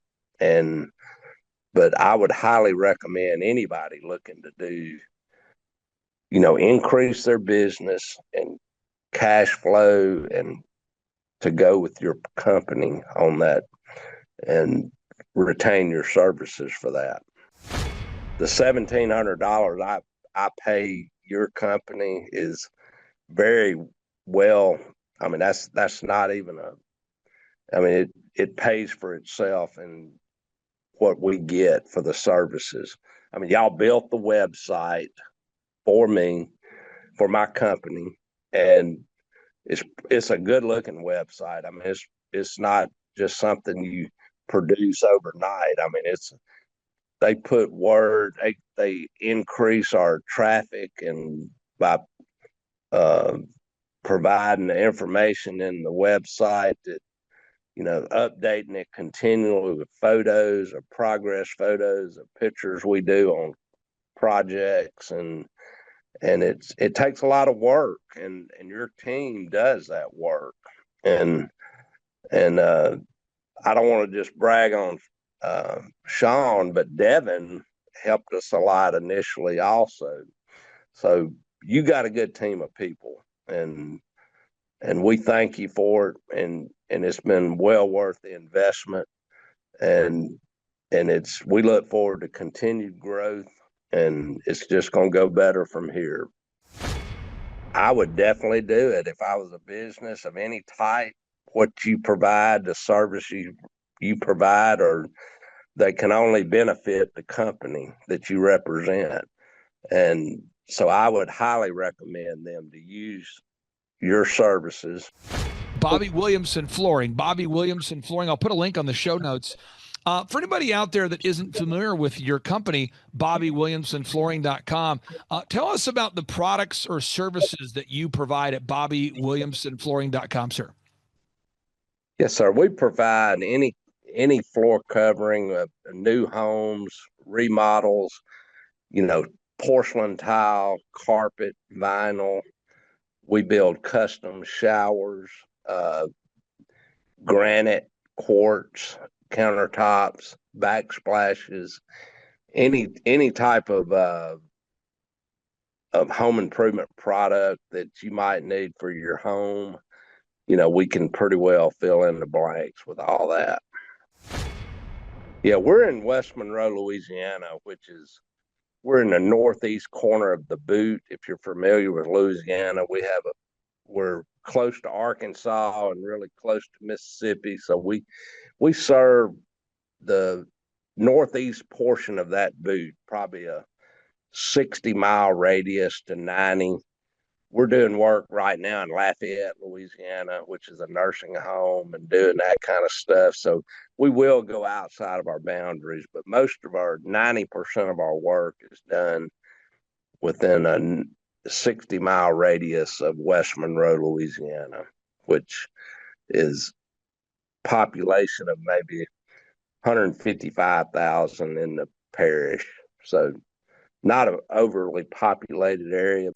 Well, what I did, Clay, I heard one of your podcasts during the COVID years in 2020, and I was just impressed with your ability to, I was impressed with your story on when you DJ'd weddings, and I said, that's the guy I want to learn from right there. I want to know what he did that made him successful, and I think that's what made me do it and pull the trigger. And you're an inspiration to me, and I just want to learn from what you've been successful. I want to learn those techniques and do what you've done to be successful in business. It means the world to us. We can spend our time focusing on actual clients that the leads are coming into our shop just off of the website y'all developed and the leads you're producing.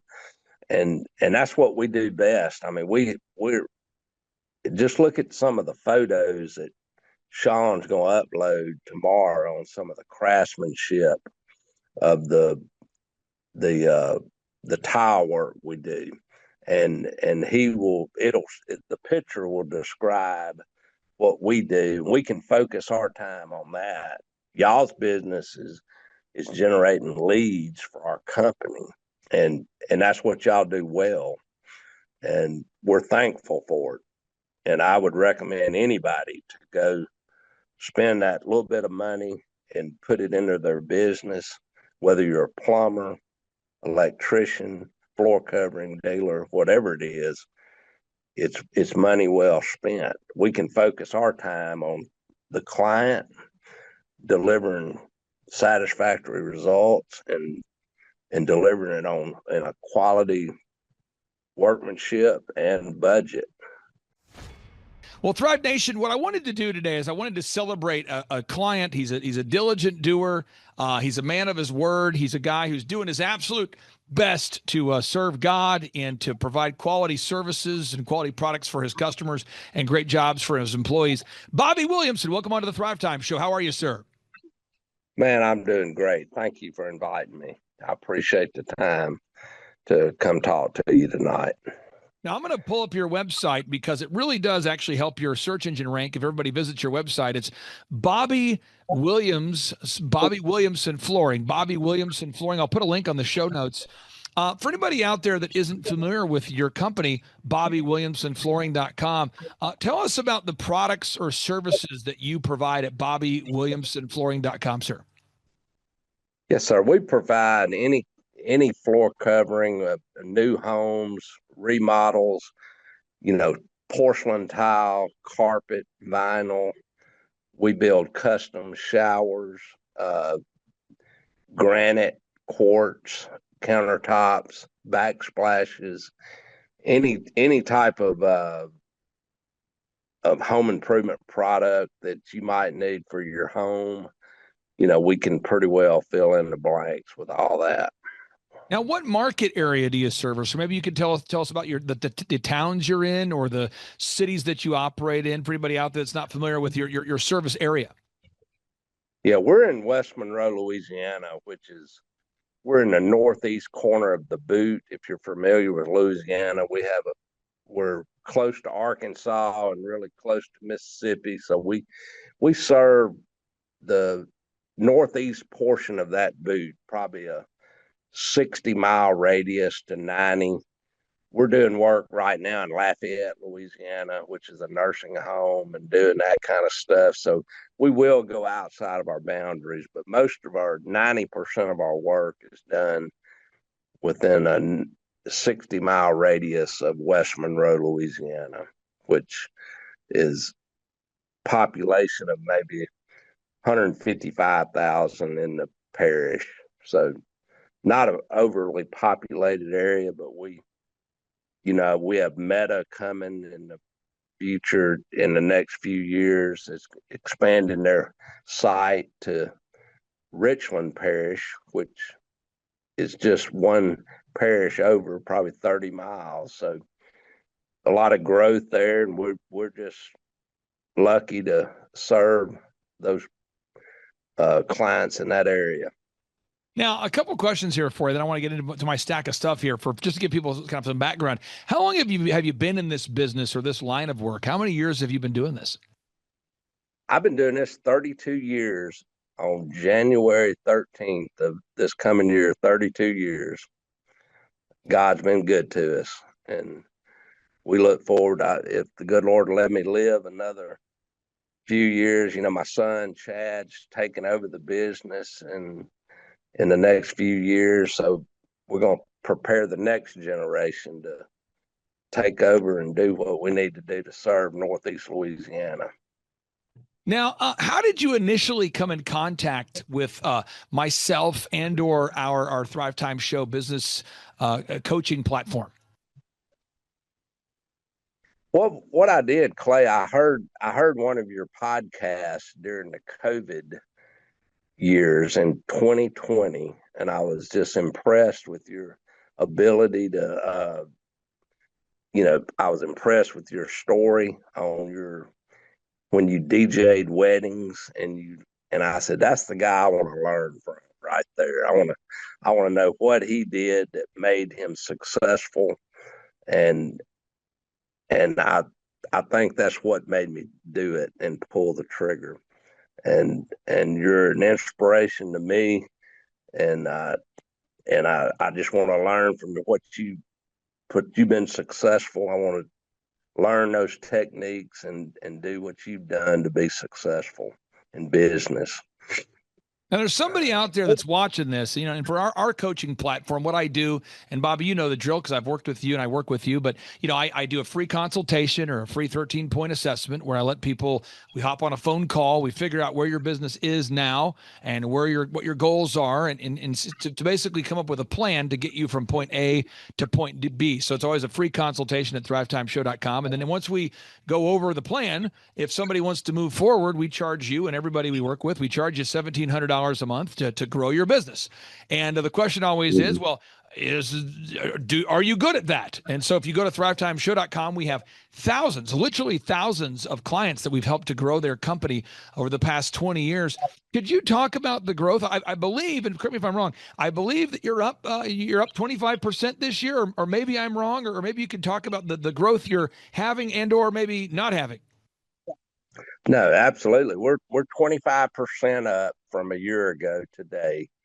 And that a lot of that is directly attributable to your company and what you provide, the services that you provide our company. We've learned so much.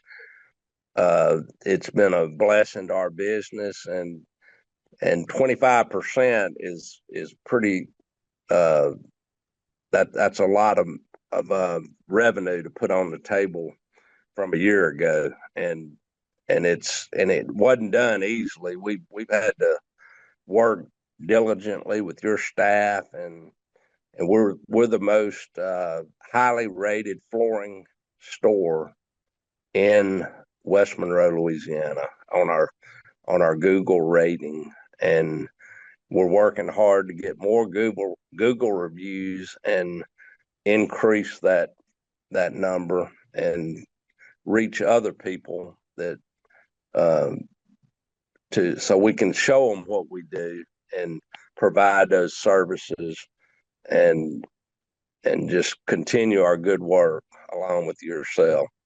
Now, my wife and I, we have 5 kids, and we have kind of a fleet of vehicles with all the companies. And so I have a trusted mechanic that I go to every time I want to tune up a vehicle. So we're headed out to Breckenridge here soon. And I took my vehicles to our trusted resource, and I said, could you tune up the vehicles before the trip? Could you make sure they're functioning properly, change the oil, check the fluids, that kind of thing. And I know he's going to treat me fairly. I know I'm not going to get screwed with on the pricing. Could you talk about the peace of mind that our company provides you and or doesn't provide you, knowing that you have a flat rate every month, you're not getting a bill per conversation, per hour, per email. It's not like an accountant or a law firm where you're constantly getting variable pricing with unexpected bills. Could you talk about the kind of the mindset that I guess maybe the mind freedom that does or does not provide you, knowing you have a flat monthly fee? I'm gonna tell you the services that your people provide us. Sean Lohman is my daily contact, and what he brings to the table. I mean, he represents your company well. The $1,700 I pay your company is very well. I mean, that's not even it pays for itself and what we get for the services. I mean, y'all built the website for me, for my company, and it's a good looking website. I mean, it's not just something you produce overnight. I mean, they put they increase our traffic, and by providing the information in the website that updating it continually with photos or progress photos of pictures we do on projects, and it takes a lot of work, and your team does that work, and I don't want to just brag on Sean, but Devin helped us a lot initially also. So you got a good team of people, and we thank you for it, and it's been well worth the investment, and we look forward to continued growth, and it's just going to go better from here. Now, my final 2 questions I have for you is somebody out there today, they're going, all right, so you have a coach, you meet him once a week. It's a flat rate of $1,700 a month. But should I do it? There's a plumber watching this. There's a doctor watching this. There's a dentist. There's a lawyer. There's somebody thinking about going to thrivetimeshow.com and thinking about scheduling that free 13-point assessment. What would you say to that person who's thinking about scheduling a free consultation there, sir? I would definitely do it if I was a business of any type. What you provide, the service you provide, or they can only benefit the company that you represent. And so I would highly recommend them to use your services. And you can't spend. I do a lot of TV advertising. I do a lot of radio. I do newspaper, and this is probably the best money I spend for the leads that are generated from your what y'all do for our company. We get several, over 120 leads last month just generated off of what the website y'all developed for us produced, and the results are on paper. We're providing the services in the area, and we're the only way I can do anymore is hire more people. But I would highly recommend anybody looking to do, increase their business and cash flow and to go with your company on that and retain your services for that. Now, final question I have here for you. My wife and I, we have a wonderful tile guy that we use for our properties. And I look at the work that he does and I say, wow, that's amazing work. And just, I'm in awe of the mastery of the craft. I mean, this guy knows how to do tile work. I'm in awe of my automotive mechanic who we use for all of our different vehicles. I don't have a problem with somebody knowing more than me about a given subject. I want to get your thoughts on this. What's it like knowing that you have a team that can handle the Google optimization, artificial intelligence, optimizing your website, keeping up with all the endless digital updates? What does that do for you as a business owner, knowing, okay, I got experts doing the expert thing and I can call them if I have questions? It means the world to us. We can spend our time focusing on actual clients that the leads are coming into our shop just off of the website y'all developed and the leads you're producing. And that's what we do best. I mean, we're just look at some of the photos that Sean's going to upload tomorrow on some of the craftsmanship of the tile work we do. And the picture will describe what we do. We can focus our time on that. Y'all's business is generating leads for our company, and that's what y'all do well, and we're thankful for it. And I would recommend anybody to go spend that little bit of money and put it into their business, whether you're a plumber, electrician, floor covering dealer, whatever it is. It's money well spent. We can focus our time on the client, delivering satisfactory results and delivering it in a quality workmanship and budget. Bobby, I really do appreciate your time and your energy and allowing us to interview you today and sharing your success story. I encourage everybody out there, check out Bobby Williams, against BobbyWilliamsonFlooring.com, BobbyWilliamsonFlooring.com. I'll put a link to it right there on the show notes. That's, again, BobbyWilliamsonFlooring.com. Bobby, again, thank you for your time, sir. I hope you have a great Thanksgiving, and we'll talk to you soon, sir. You too, Clay. Thank you for all you do, buddy. I appreciate you. Bye-bye. Without a vision, discipline feels like punishment. But with a vision, discipline feels like alignment. The hard things start to feel like the right things because they are building something. I know many of you have had a challenging year. Many of you watching this have a successful company. Many of you have a business that is struggled.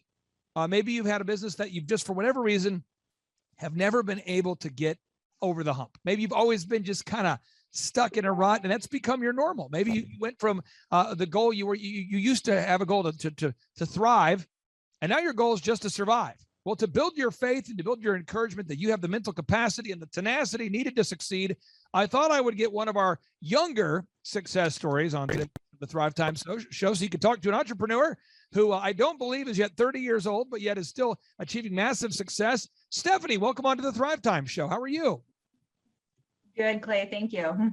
So, Stephanie, where's home for you? I live in rural western Wisconsin, so Sparta, Wisconsin. And how did you originally hear about the Thrivetime show business consulting program?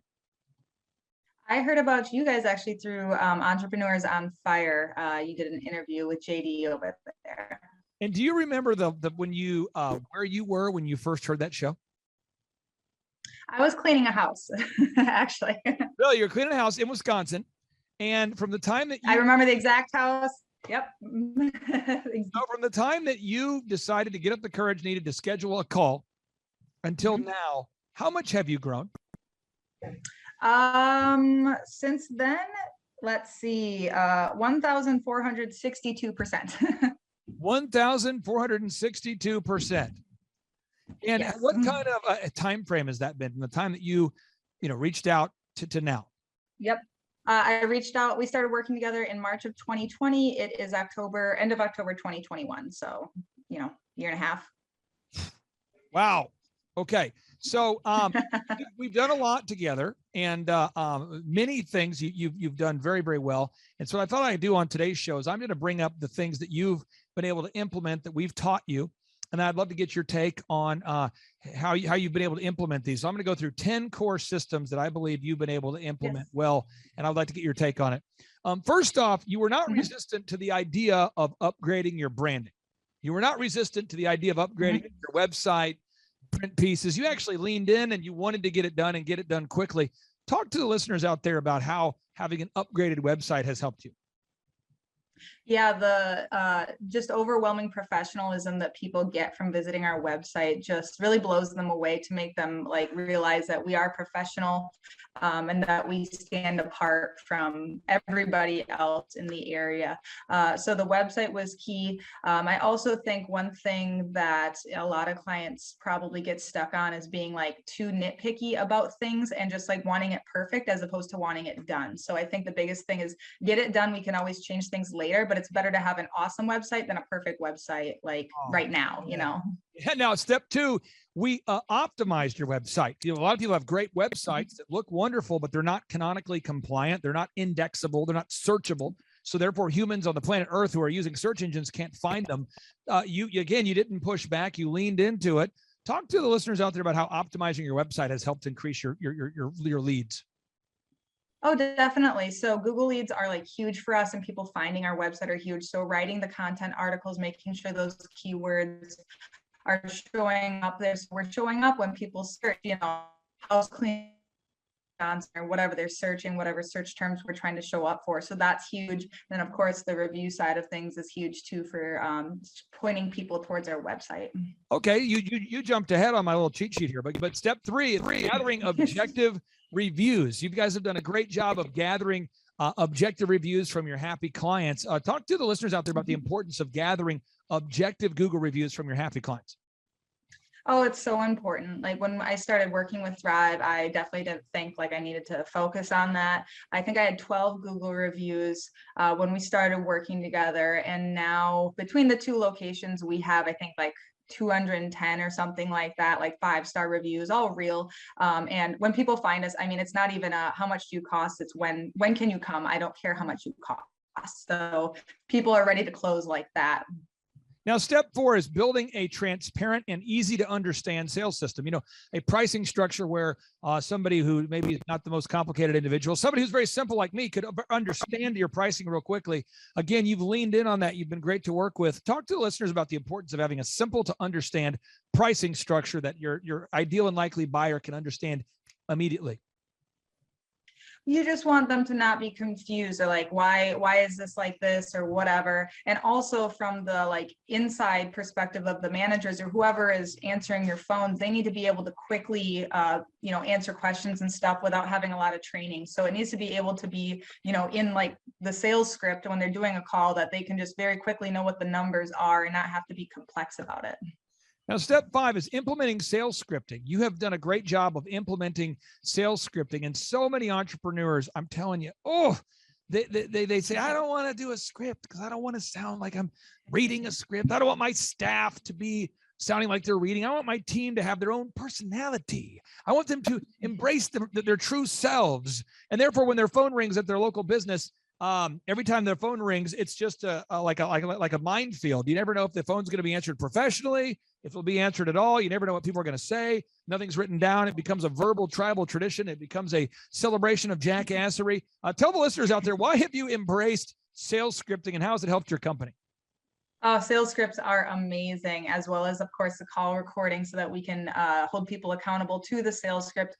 But it just takes all the guesswork, and then all of the variables of what people say are removed so that if, something's not working, we're able to pinpoint what that is and tweak one thing as opposed to like whatever the people are deciding to say. So, and it also like, it flows really nicely and it doesn't sound robotic at all. Once you get used to it, it's like I could say it off the top of my head, the exact scripts we use, and we know they close, and that way we know it works instead of just people doing whatever they feel like. Now, you also implemented a quality control checklist system where basically it's not in people's minds. They don't have to remember. Your technicians don't have to remember what they're supposed to do. There's a checklist for everything. I mean, everything. When you go in to clean a home or a commercial business, there's a checklist for everything. Talk to the listeners out there about the mind freedom that you've experienced since, taking it out of your head and putting it on a checklist. Yeah, it just makes it so simple because it's like, here's the standard the cleaning tech is responsible for and is going to be held accountable to. And if that's not hit, then we know that there's a problem. They don't get to say like, well, I didn't know. They don't get to say I didn't know. And then on the client side, they have expectations set. Instead of them setting the expectation, we are setting the expectation, as opposed to them being like, well, I thought you guys were going to clean my gutters. It's like, well, it ain't on the checklist, so we're not going to clean your gutters, Now, knowing and optimizing your numbers in terms of the financial aspects of the company, again, you've leaned into that. Yeah, a lot of people who are into fitness, I find lean into that. They want to know, how much they weigh, what their body fat percentage is, how many calories they're eating. People that don't want to lean into fitness, don't want to know how many calories they're eating, don't want to know their body fat percentage. People that are into artwork and doing well at art, musicians. I've worked with a lot of musicians. The musicians that are good want to know how they sound. They want to hear themselves. People that are not good don't want to hear themselves. Of great ballet dancers and performers want to see themselves in a mirror. They want to analyze. Great builders want to see checklists and processes and blueprints. Accountants who are good at their job, they want to know the numbers. Entrepreneurs who are not good at entrepreneurship never want to know their numbers. Talk to the listeners out there about the importance of knowing and optimizing your numbers, actually knowing how much profit you're going to make per job. Yeah, I would say number one most important thing, in my opinion, is the tracking sheet that we implement together. And that, every single day I'm in the tracking sheet and knowing like exactly where my business is, especially now I'm very removed from the day-to-day kind of operations to a point. I'm not answering the phones. I'm not doing this. I'm not like seeing the complaints or any quality issues or whatever. But I have, my finger on the pulse of my business and every single aspect of the, revenue, expenses, leads, closing rates, number of appointments, number of reviews, number of photos that are getting uploaded, like just everything you could possibly know about the business. I know. So I'm never questioning like, or going off of emotion, because that's not what we want to do. We want to go off of facts and numbers. And so I know that, we're growing or whatever, we're closing, et cetera, because the numbers don't lie. So I love the tracking sheet. And I think it's the number one thing that people should implement. If they don't do nothing else, they need to know their numbers. Now, you've attended a multiple in-person 2-day interactive business workshops. And the reason why we include that is a quasi-free service. What do I mean by that? I mean, it's not a revenue generator for me. If you're a client of mine, I say, hey, you can come to these events. We make it very, very affordable. If you're not a client, you can pay $250 to attend the workshop. And if you're in a tight spot, we have scholarship tickets available. But the point is, everybody can afford to attend. Can you explain how the interactive business workshops have actually helped you to maybe further understand the path or to get a whole picture view of the actual business plan? Yeah, I love the conferences because I always walk away with action items, even though like I go over these things with my coach every week. I always walk away with something like, wow, I did like a fresh perspective on things, because you're interacting with a lot of other business owners and like bouncing ideas off of each other and hearing what worked for them or what people are struggling with. And of course, then like having you like explain it in the way that you do, it just makes it very like actionable. Like I always go away with like, this is what I need to do on Monday to make these things happen. It's not just like this motivational thing. Do you laugh a little bit? Do you have a little bit of fun? I do. I have a lot of fun at the conferences. Okay. And then what kind of people attend the conferences? Not liberals. Oh, that's pretty funny. Okay. Yeah, no, it seems like all we start at 7 a.m. and it seems like, you know, the entrepreneurs are like, this is awesome. We start at 7. I can be done by 3. I can still make some calls. Again, you're sitting next to people that have had massive success, people that have been in the program for years. Yeah. Is that helpful to sit next to other people that have actually had success? I can't even, like, the people I've met there have been they've changed my life. Like, obviously you guys have all changed my life. Literally. I'm not just, you know, blowing smoke here. But meeting the people, you know, the Josh Wilsons of the world, who I literally texted him today. Like, you know, we're on a friend basis. We have calls all the time. Like, just the people that I've met is just, is life-changing. Now, what is your website if people right now want to go online and they want to look up your website and kind of, you know, see who you are, what you're all about? Yeah, it is www.serene-clean.com. And okay, so you came to the workshop, you've implemented the tracking sheet, the group interview. People say, it's so hard to find people. I've never had a hard time finding people. Even right now, I don't have a hard time finding people, but I can tell you it's a system that I've applied. It's a proven system, a proven process that I've done. I've been doing this process of hiring people. This marks, I know it's crazy, 22 years of doing the same system every week, interviewing people. 22 years I've been doing this. I'm a 40-year-old person. I've been doing the group interview for 22 years. Can you talk about the importance of doing the group interview and how it's changed your business? Oh, it's so important. Like, that has been, I would say that's a big game changer too, because I always have candidates like ready to go when something happens. And, you know, in the past 2 months, we have taken on a huge contract and I have hired probably 40 people, and somebody quit today, somebody quit yesterday. I fired somebody 3 days ago. It doesn't matter. Next, you know, so it's amazing. And just a little context. Just so you know, things that will get you fired if you're out there and you don't know about serene-clean.com. If you're not on time, if you don't honor your commitments to the client, you're going to get fired. And there are certain people on the planet Earth that don't want to honor their commitments to their client, and they don't want to show up on time, and therefore you're not a good fit for Serene Clean. So she's not running around just randomly firing people. She's just saying, if you have a certain standard and expectation, and on behalf of the customer, because you're a customer advocate, you're saying, this is the standard we have to deliver at. Now, next thing, step number 11 here, you pay yourself well and you don't apologize for it. Now, it could be said that you actually make more money now per month than many people make per year. And I repeat that you make now more money per month than many people now make per year. And you've learned to pay yourself well and not apologize for it. But I knew you, going back to when you first called us, to where, you were really grinding to make it work. And now you're doing really well. Now that you're paying yourself well and not apologizing for it, are you able to enjoy more time freedom to work out, to read, to spend time with family, friends, to think more meta on your business? Or how has that impacted you? Oh yeah, definitely. Not having to worry about income is really empowering. And also, of course, that just allows you to do a lot of good in the world, because number one, we're here to make money, but money is just a tool. And so that allows us to, help the community, help our families, buy cool stuff, of course, but the time freedom is really, that's the whole point of this for me, is like, I don't want to have to be anywhere I don't want to be at any given time. So, and now I can do that. Now, final thing is you've been able to sustain diligence and accountability. What does that mean? Diligence is where it's the steady application of effort over time. It's like long after the motivation, the big idea wears off. There's always the excitement of a new idea. Woo! New idea. Yes, new idea. Love the new idea. Just had a new idea. I should buy a boat. I should start a company. It should be called Serene Clean. Well, long after that idea has worn off, then diligence kicks in. And diligence is the steady application of effort. If you're out there and you've ever played sports at a high level, you've ever been a top-notch speaker, you've ever been a top musician, anybody who out there who's done anything at a high level, you know the level of preparation is what prepares you for the ovations. Again, the preparation is what prepares you for the ovations. And then, but everybody out there, if you have a sound mind and you're being honest, you need a little bit of accountability. We all need accountability. Somebody that can hold us accountable to push through goals, push through obstacles that may at that time seem insurmountable. You know, sometimes it's like, it seems overwhelming.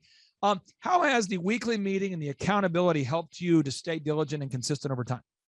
Yeah, I love that my coach definitely like holds me, because everybody needs to be held accountable no matter how high achieving you think you are. And obviously, like, you know, the pig-headed discipline is awesome to have that, but you still need somebody to hold you accountable. And like for me, you know, there's certain things, like there's always some place that you can do better and improve on. And so what my coach Bloomer, he always, you know, it's like, okay, it's been 2 weeks now, you haven't gotten a video review. What's going on? And it's like, I don't like getting video reviews. Like he's calling me out on it. I love that because like, I hate it, but I love it. And because we need to be told where we're failing. I mean, they're telling us where we're good, but we need to be told where we're failing.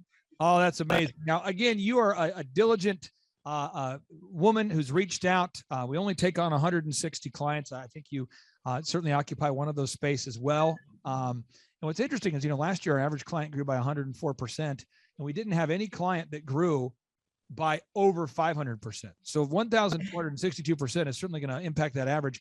What advice would you have for anybody out there listening who's contemplating going to thrivetimeshow.com/EOFire to schedule a consultation? Because again, if people want to schedule a free consultation with me, I don't charge for that. We do have call screeners. They're going to make sure I'm not wasting your time and you're not wasting my time to see if you're a good fit.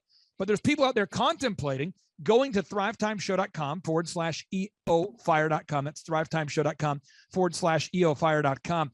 What advice would you have or feedback would you have for somebody thinking about attending one of our in-person workshops or scheduling a one-on-one consultation? I think that most people should definitely go to the conference, but when it comes to the one-on-one coaching, I think you really need to look at yourself and like say, am I ready to maybe be told to do things that I'm not comfortable with, and am I ready to do it?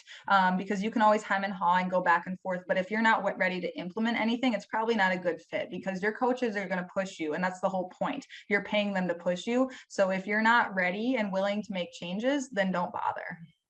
I tell you what, I really do appreciate you taking time out of your busy schedule to join us.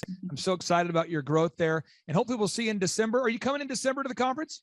Not with this big job. I'm on a military base. I'm on a military base right now. So I'm rejected. Okay, that's fine, but maybe we'll see you at the next one. Okay, thank you for being here. I appreciate you. Thank you, Clay. Take care. Bye-bye.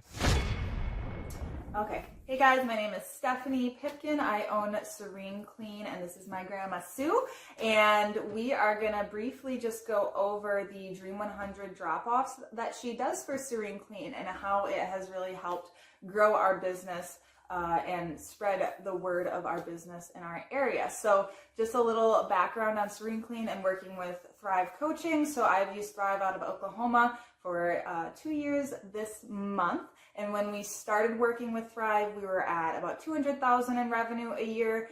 And this year we're projected to do $1.4 million in revenue a year. So it's grown very, very drastically since we've implemented all of the systems. And that's what we're going to talk about today is one of the systems that they have encouraged and harassed us to use, and it works really good. And that's Dream 100 drop-offs. And that's something that my grandma Sue does for me, and she is absolutely killing it. So, Grandma, basically, if you can just describe what it is that you do at these drop-offs. What do you do?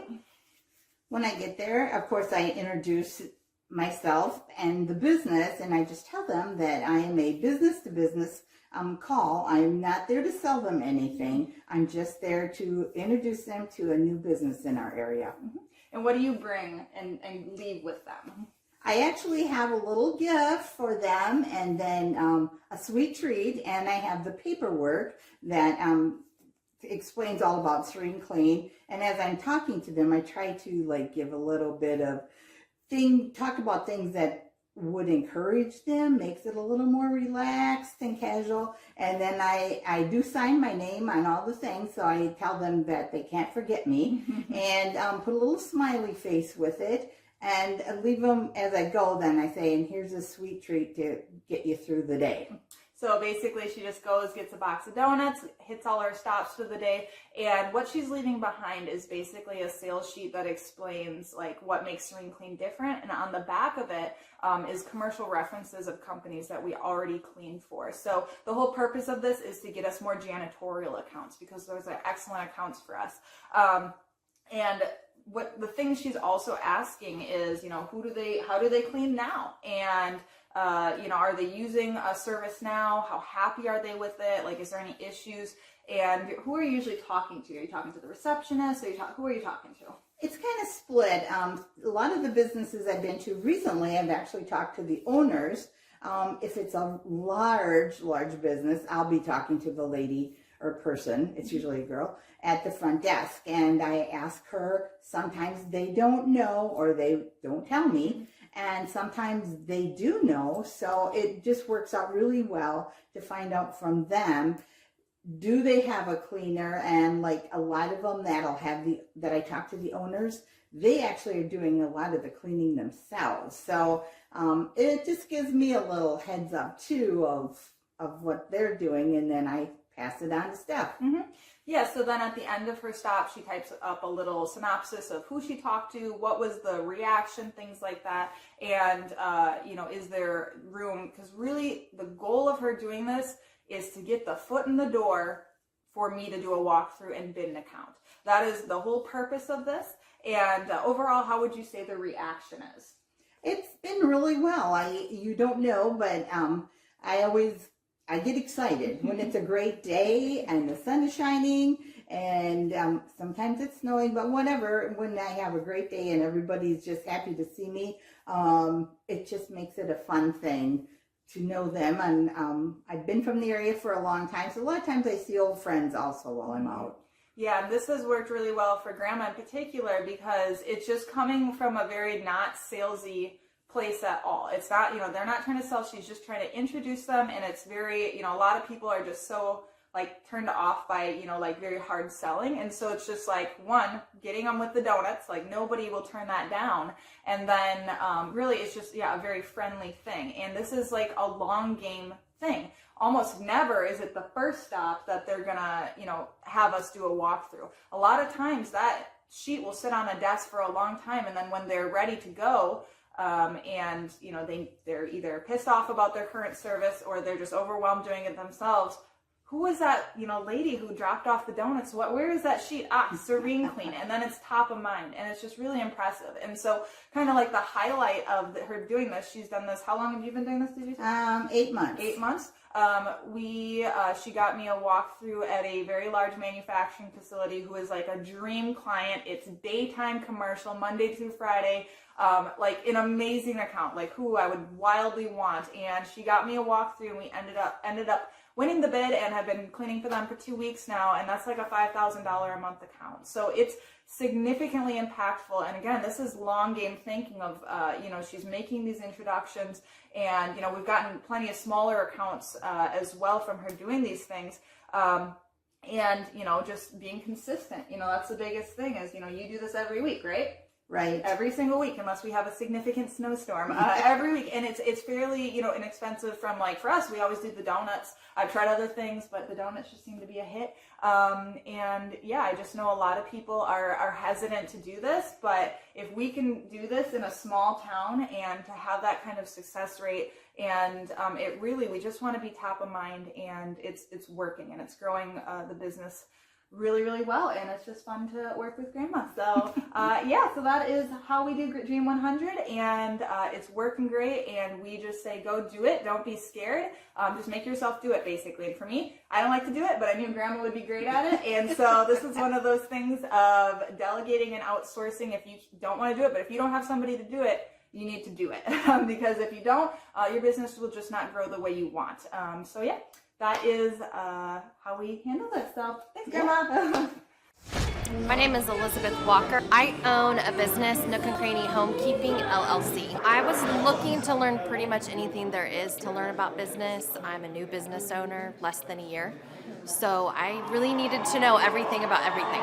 I have learned how to implement systems from hiring to the actual day-to-day systems in the company. I like that the workshop gave tangible systems, but it was very entertaining and interactive. Clay's presentation style was energetic, it was exciting, and it gave me hope that there's actually a lot of success still to be done in my business. The atmosphere was energizing, invigorating, nothing boring about it. It was absolutely exciting. Maybe that's the biggest thing I've learned is that this can be simple, and I think that's what they're missing out on. My name is Elizabeth Walker. I'm the owner of Nook and Cranny Homekeeping. I first heard about Clay on the radio on 1170 KFAQ. I was just switching through the radio stations and I heard them talking and they were kind of funny, so I hung around a little bit. Clay's team has impacted my amount of internet leads through Google, and we just have people calling us almost every single day saying they found us on Google. So it's definitely broadened our horizons and our clientele, but we also have people that find us in other avenues, and I always direct them to our Google reviews.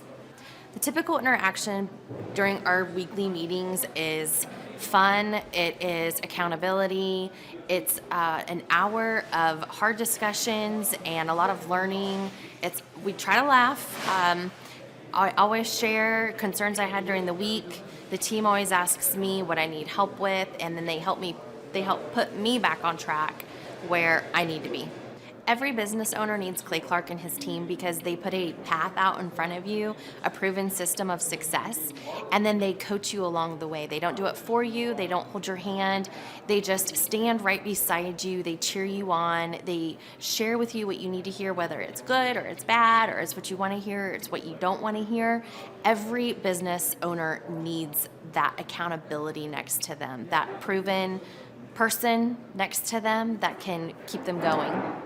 Most people think that they don't need a business or marketing consultant because human nature tends to say we can do it all, and sometimes we believe that, or maybe people are prideful and they don't want to ask for help, or I'm not really sure. I believe that one of the smartest things I've ever done in my whole life, definitely in my business, is hiring Clay Clark and his team. Somebody is missing out on years and years and years of experience if they don't hire them. You can either make mistakes in your business because you don't have the experience, so you just go out there and you make mistakes. Or you can have somebody next to you that has been there, they've done that, and they can give you a heads up. You're going in the wrong direction. Or they can give you just that wise advice that says, maybe you should go in this direction. That's what they're missing out on. They're missing out on years of experience that they have not gleaned themselves. Hi there, my name is Stephanie Pipkin. I am 24 years old and I own Black River Falls Cleaning Services.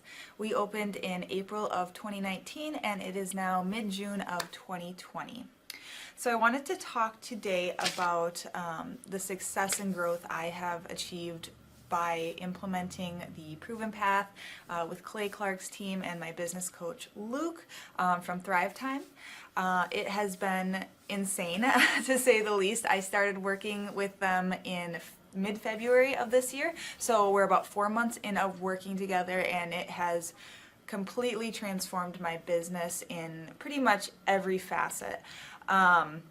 So I'm gonna check my notes here. So in 4 months, my leads have tripled. I was getting probably like 2 leads a week. Now I'm getting more in the like 10 to 15 leads a week. I have doubled my number of employees. I'm now hitting the highest revenue weeks in the history of the company, week to week it seems like. We went from about 6 appointments today as our highest in February to now 14 to 15 appointments a day. And hiring quality employees has become much simpler and less stressful by using their systems for hiring. I typically only get maybe 2 complaints a month, if that, and everybody shows up to work. I just have really high quality employees now, especially in something people typically consider a high turnover type of work, cleaning houses, cleaning businesses. I have amazing employees now, and I get rid of the ones who are not so amazing and bring on new ones because of, group interviews and interviewing every single week.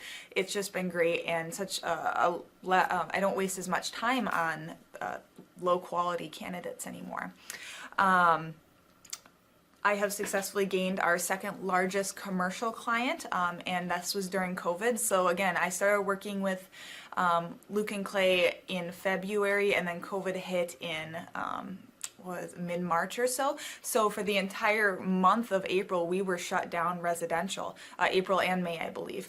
And so despite that, and again, being a new business and all this stuff, I mean, we came out of COVID like stronger than ever, and now hitting our highest numbers in the history of the company. Just leads just piling in, and the beauty is when people call us, they're already sold because of our Google reviews, our online presence, the no-brainer offer that we now give to our clients, which is if they book their second appointment within a month of the first, they get 50% off. And again, they're just ready to book. I hardly have to do any work, it feels like sometimes, to actually book people. So that's amazing. Every week I meet with Luke, and it's awesome. Obviously, I'm in Wisconsin, he's in Oklahoma, but we have a great time. I know I can text him at any time, call him at any time with any issues I'm having, especially when COVID did hit. They were so helpful in helping me get the PPP grants and everything settled away there, and really pushed me to make sure I was on the ball and getting all of the grants that I was possibly able to, which was amazing.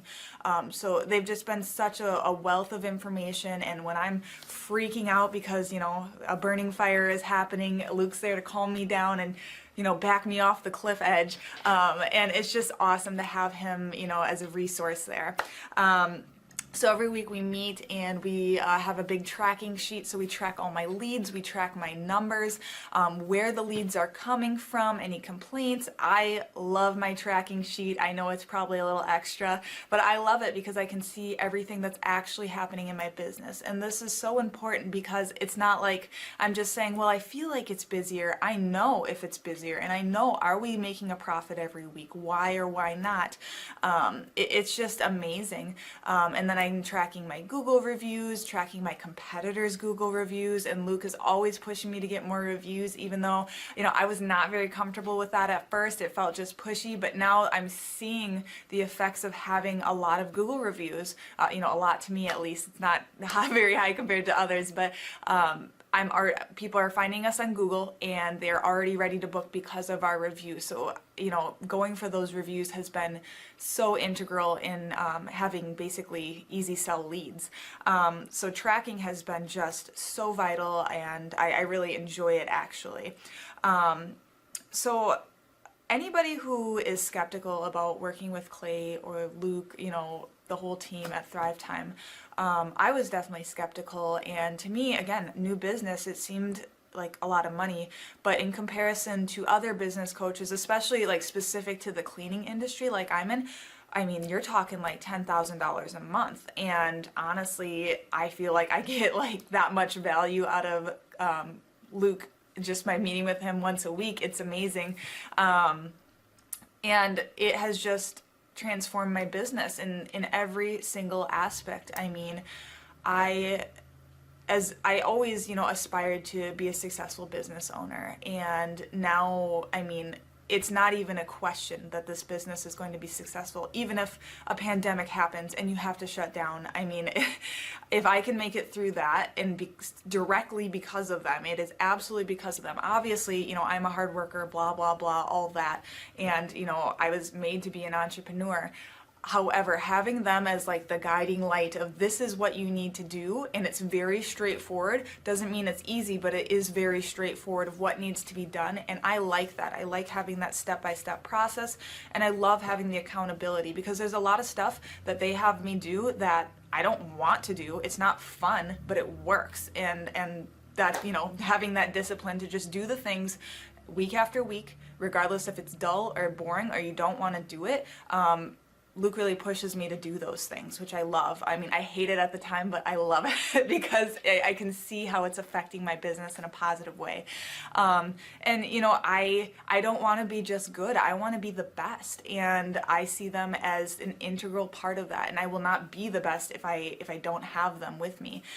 So I love having them on my team, and it just feels like the best decision I ever made in my business. And I know I'm still really small and things like that, but there's a reason I reached out to them when I was small, because I want to be big and I want to not grow and then collapse because I grew too quickly without the correct systems in place. So it's been amazing, and I would suggest anybody who's willing to put in the work and do things that make you uncomfortable, reach out to them.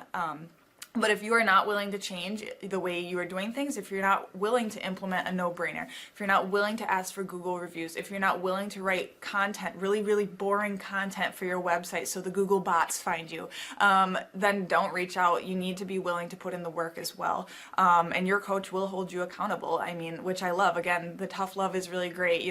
Luke's like a stern father figure, but he's also nice, but also stern when he needs to be, when I'm being lazy and not doing the things that I know I need to do because I don't want to do them. So that's just great. Worth every penny. I mean, I'd pay him $1 million a month if I can, and maybe someday I'll be able to, but I would just say go for it. If it seems like a good fit, just go for it. Do what they say, even if you think it's stupid or ridiculous, just do what they say because it'll work.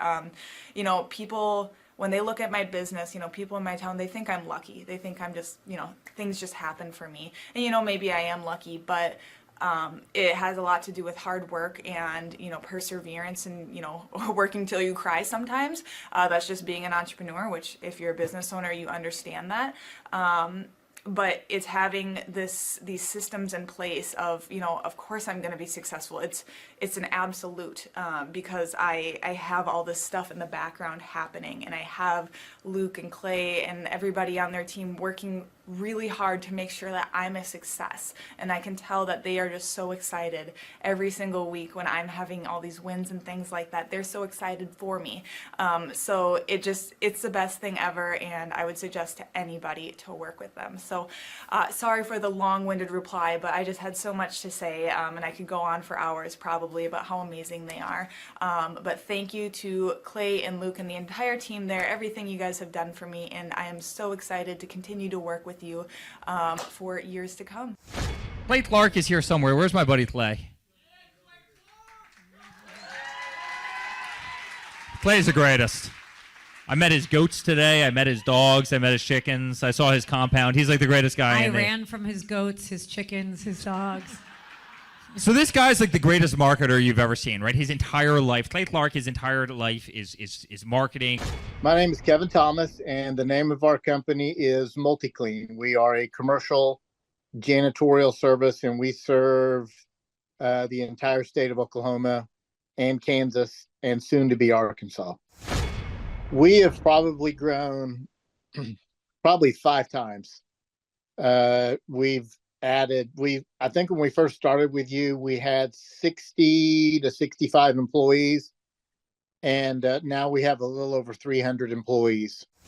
Before we got involved with Thrivetime, we didn't really have any systems or processes in place.